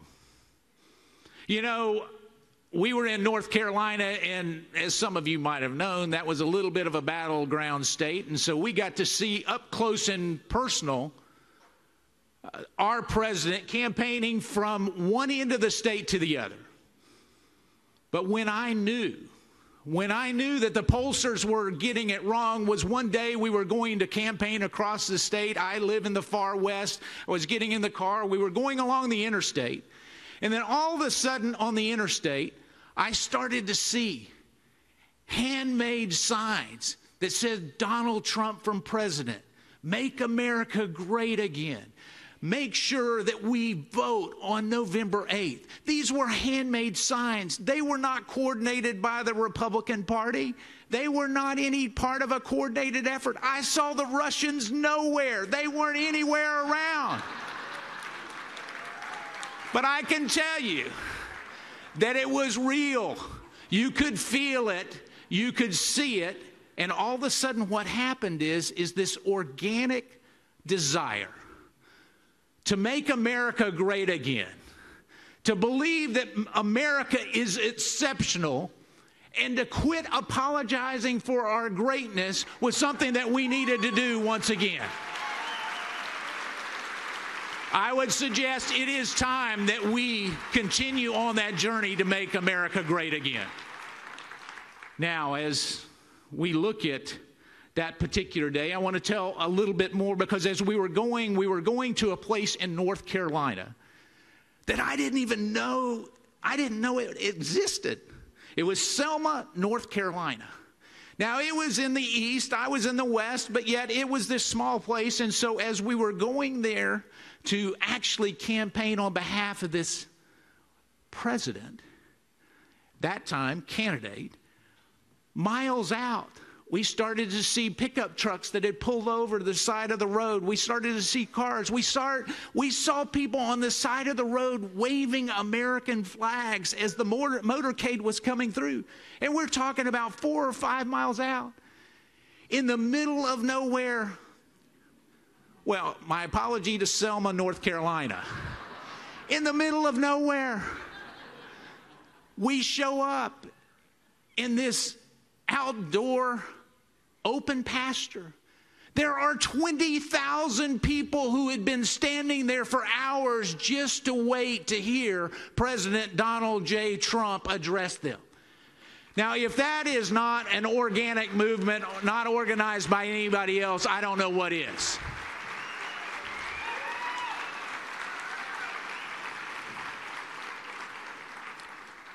So here is my challenge and encouragement to you. We need to continue to show the same type of energy that is there. The same type of energy that was there before November 8th. And we need to understand that this president is serious about doing business. He outworks everybody. Now, I know it would not be hard to outwork Congress. But he works until 1 o'clock in the morning. He goes to sleep for a few hours. He gets up at 5:30 or 6 in the morning. And when you see this, he is willing to work harder than anybody else. We should do the same. It is time that we help this president out. Now, he has rolled back all kinds of regulations. In fact, more regulations have been rolled back. Substantial regulations have been rolled back in the first 9 months of his presidency than any in modern times. But we need to help him, don't you think? Don't you think it's time that Congress quits talking and they start doing? Isn't it time? If we don't get behind this agenda, and an America First agenda, if we do not get behind it, it is time that you send us home. Now, I love to shoot. I love to actually go out with my son and shoot. And so when you go out to shoot, you can shoot a lot of shells. All the shells look exactly the same. In fact, you can put them in, and as you shoot, well, occasionally you come across one where you pull the trigger and it's a dud. Now, you have two options. You can leave that in the chamber and pull the trigger again and again and see if it fires, or you can eject it and put in another shell. I would suggest we have some members that are duds that have been left in the chamber too long, and it's time that we eject them. What do you think? It is time. It is time.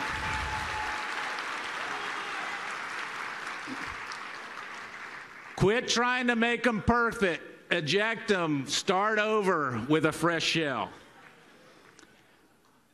So as I share that, it is with great humility that I come before you today, because as the leader of a caucus whose motto really is to stand for the forgotten man and woman, to make sure that there's a voice here in Washington, D.C., we need to make sure that we are diligent about doing what we've promised the American people. You know, it never hurts to do what you promised the American people on the campaign trail. It's time that we actually produce some results. So here is where I would ask you to help. This president comes under attack every morning that he rolls out of bed, regardless of what he does, what he says, or what he tweets. He comes under attack each and every morning. I would ask you to be prayerfully on your knees, praying for this country, this president, and yes, even this Congress, as we try to do the people's business, and I would say ultimately represent the people that are here in this room today, because the values that we hold dear are not uniquely ours. They're actually God-given. We see that from the Constitution, because we know that indeed, even in the Declaration of Independence, that we recognize who the ultimate authority is. And yet sometimes we happen to forget that. And as we forget that, what happens is that we must come back over and over and over again to remind others that not only does our God reign, but the voice of value voters will not be stamped out ever, ever in this country. It is time that we tell them. Now, if you're willing to commit with me to do that, the other part of that we must do is not be afraid to stand up. Because so many times what happens is you get in your own groups, and when it's comfortable to stand up and speak up, you normally shut up.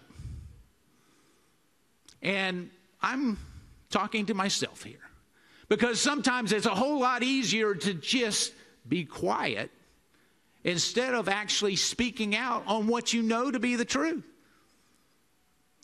And so are you willing to stand up and speak up so that others will not drown you up? Are you willing to do that?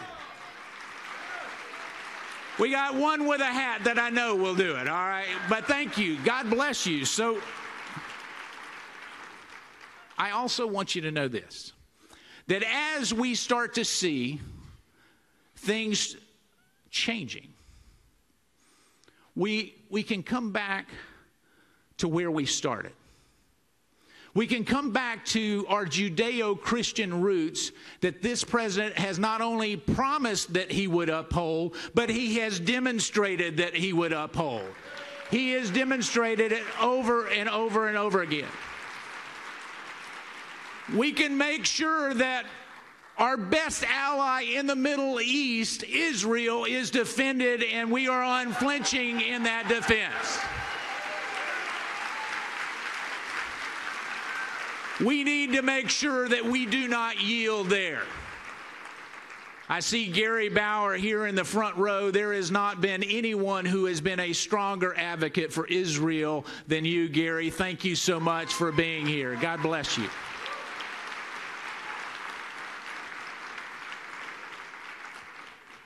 So here we are, 9 months into a new administration. We have 8 Democrats in the Senate that often will believe that they're going to run things. But I tell you, it is time that we get rid of the 60-vote cloture rule in the Senate and start ruling like a majority. The heck with tradition, it is time. It is time that we do that. I'm for no more excuses. It is time to get rid of the excuses. So let me close with this story. When so many of us went to the polls on November 8th, we were voting for a president that we really didn't know much about other than what we had learned in the media. We were voting for someone that truly had come from a number of other competitive and quality candidates. And yet here he was, our nominee, going in. Most of us knew that we wanted to change the Supreme Court. We wanted to roll back regulations. We wanted to make America great again. We wanted to make sure that religious liberty was protected again. And we had one choice. And that choice was Donald J. Trump. But I also want to tell you a personal story about the backside of a president that I've come to know very well. And it's important that you hear this, because what happens is so often we miss who the person is in all the headlines that are out there. So shortly after he was sworn in, I get a phone call from the President of the United States. Now, my executive assistant came in and said, "You've got to come with me quickly." I thought there was an accident or something terrible had happened. I mean, her face was all white, and so she says, "The President of the United States is on the phone for you." And then my face turned white. And so I get on the phone and I talk to the President, and he goes in to not only thank me for campaigning with him on the campaign trail, but more importantly, he came in to say, "Mark, I wanted to check and just see how you were doing. How are people treating you up there on Capitol Hill? I wanted you to know, Mark, that you've got a friend in the President of the United States." And so I kept waiting for the punchline, because I figured if those nice things were happening, he was going to ask me for something. You know, it's the art of the deal. You got to figure that out. And yet, there was no deal. In fact, it's the thing that I remember most about that phone call, is that 4 or 5 minutes into the phone call, he says, "I just wanted to check with you, Mark, and make sure you were okay. And if you ever need anything, just give me a call." There was no request. There was no demand. There was even not a hint of encouragement of where he wanted me to be. That's the man that we have at 1600 Pennsylvania Avenue. That's the man that you elected on November 8th. And that's the man that will make America great again. God bless you. Thank you so much. It's great to have been with you. Thank you. God bless you.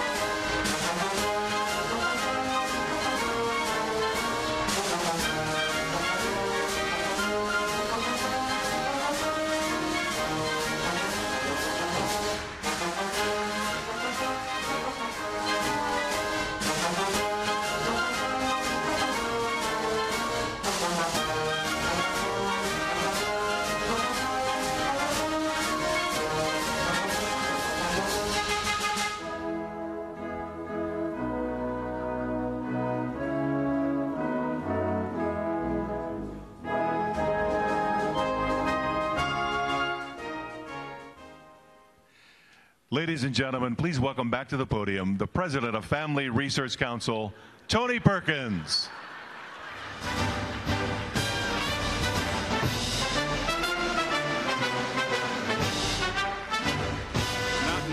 Not the president you were expecting. He's coming. Ladies and gentlemen, a little over a year ago when we gathered in this place, the future of our republic was uncertain. Today, it still hangs in the balance, but if we seize this moment, we can preserve freedom for generations yet to be born. You know, we've seen the response of the left to the initiatives and policies of this president. And an old farmer once told me, if you throw a rock into a pig pen, you can always tell which one you hit by who squeals the loudest. That sounds pretty simple, but it's revealing when you hear how loud the left is squealing. Their sense of entitlement to government-imposed policies and programs and values or lack thereof has been hit a hard blow. We now have a president who reveres the Constitution and honors the laws of our land.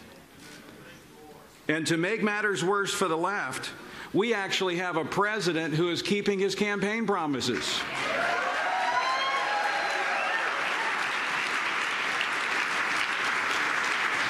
As a candidate, he promised to restore the sanctity of life and protect the unborn. What has he done? Welcome, everyone, to the Fox 10 News Now stream, part of Fox10Phoenix.com. Got about 10 more minutes here left of the stream. Taking a live look right now of the beautiful White House. It is Friday. It is October 13th. We hope you all have amazing plans this weekend with your family or friends, or maybe even both. I encourage you always to follow us. Fox10Phoenix.com for the very latest developments, breaking news alerts. We'll have it all right there for you. And of course, we will be back Monday starting at 12 p.m. Eastern. You're part of the Fox 10 News Now stream. Thank you.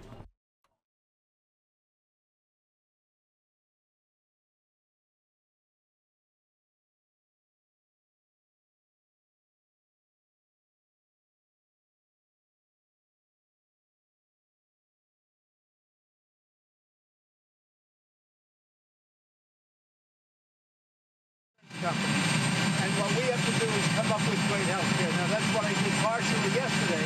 That's going to cover a big segment. But now for the rest, we have to come up with great. Whether it's going to be block grants or something else. And we just about have the votes. Now, if the Democrats were smart, what they do is come and negotiate something where people could really get the kind of health care that they deserve, being citizens of our great country.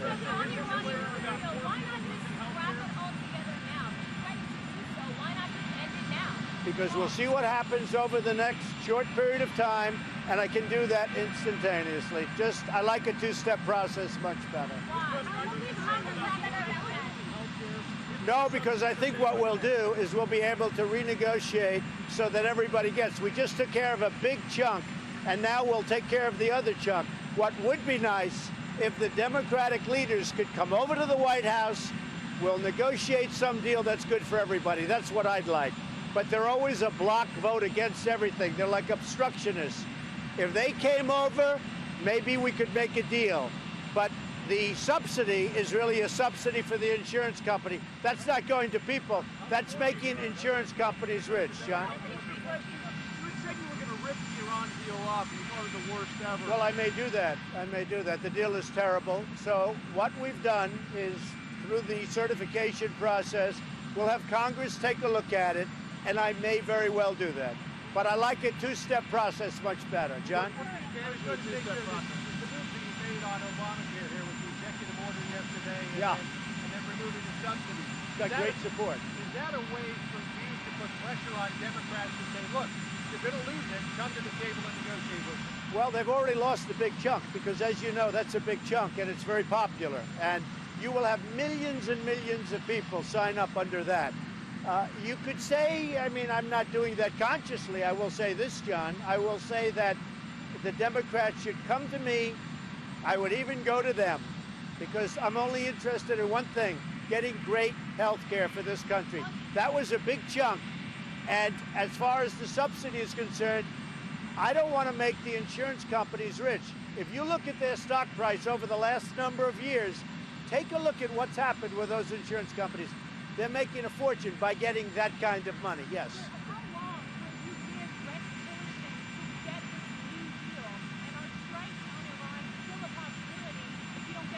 We will see what happens with Iran. We're very unhappy with Iran. They have not treated us with the kind of respect that they should be treating. They should have thanked Barack Obama for making that deal. They were gone. They were economically gone. He infused $100 to $150 billion into their economy. He gave them $1.7 billion in cash, and they should be, thank you, President Obama. They didn't say that.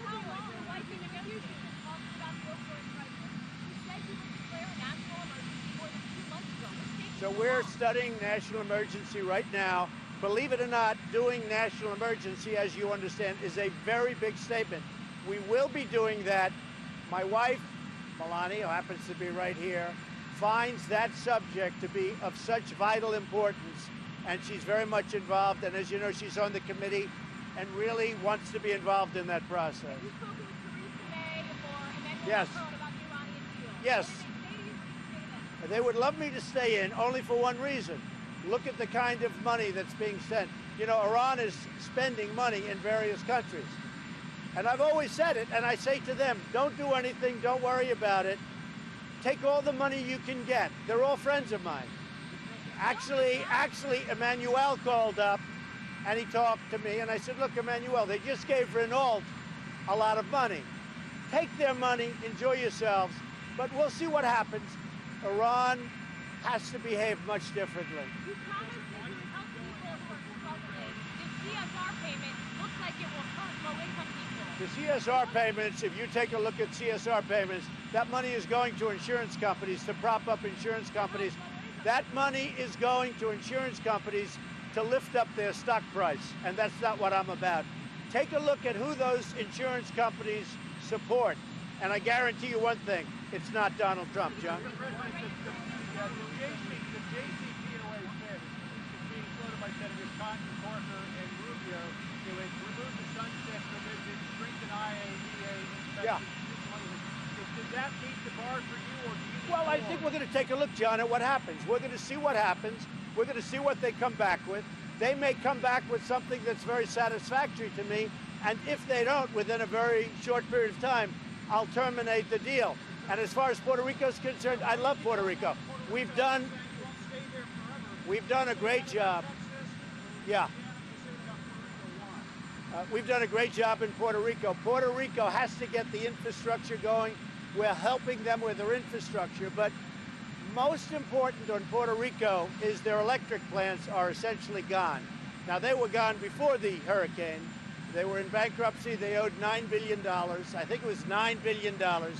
But the plants, as you know, the electric was a disaster. After the storm, even more so. We have to help them get the plants rebuilt. That's a long-term project, unfortunately, but we have to help them. But I love the people of Puerto Rico, and we're going to help them. You want to make sure that there remains a very bright line between hurricane relief and debt relief? Well, you have to watch it. You can't say there was a hurricane and now we're going to spend X dollars. And we also have to do something with all the money that's been invested, mostly private. The government's going to have to come before that money because the government's going to want security. They're going to have to come before that money. And I'm sure we'll be able to work that out. But the Puerto Rican people have tremendous spirit. When I was there and I looked at the way that what they have to go through, if they had a lot of problems, we're going to help them straighten it out. Can you clarify where you are in North Korea? You raised some eyebrows and you said this is the calm before the storm. What's next on North Korea? We're going to see what happens with North Korea. That's all I can say. We're going to see what happens. We're totally prepared for numerous things. We are going to see what happens with North Korea. I will say, look, if something can happen where we negotiate, I'm always open to that. But if it's going to be something other than negotiation, believe me, we are ready, more so than we have ever been. Thank you very much. Thank you. Thank you.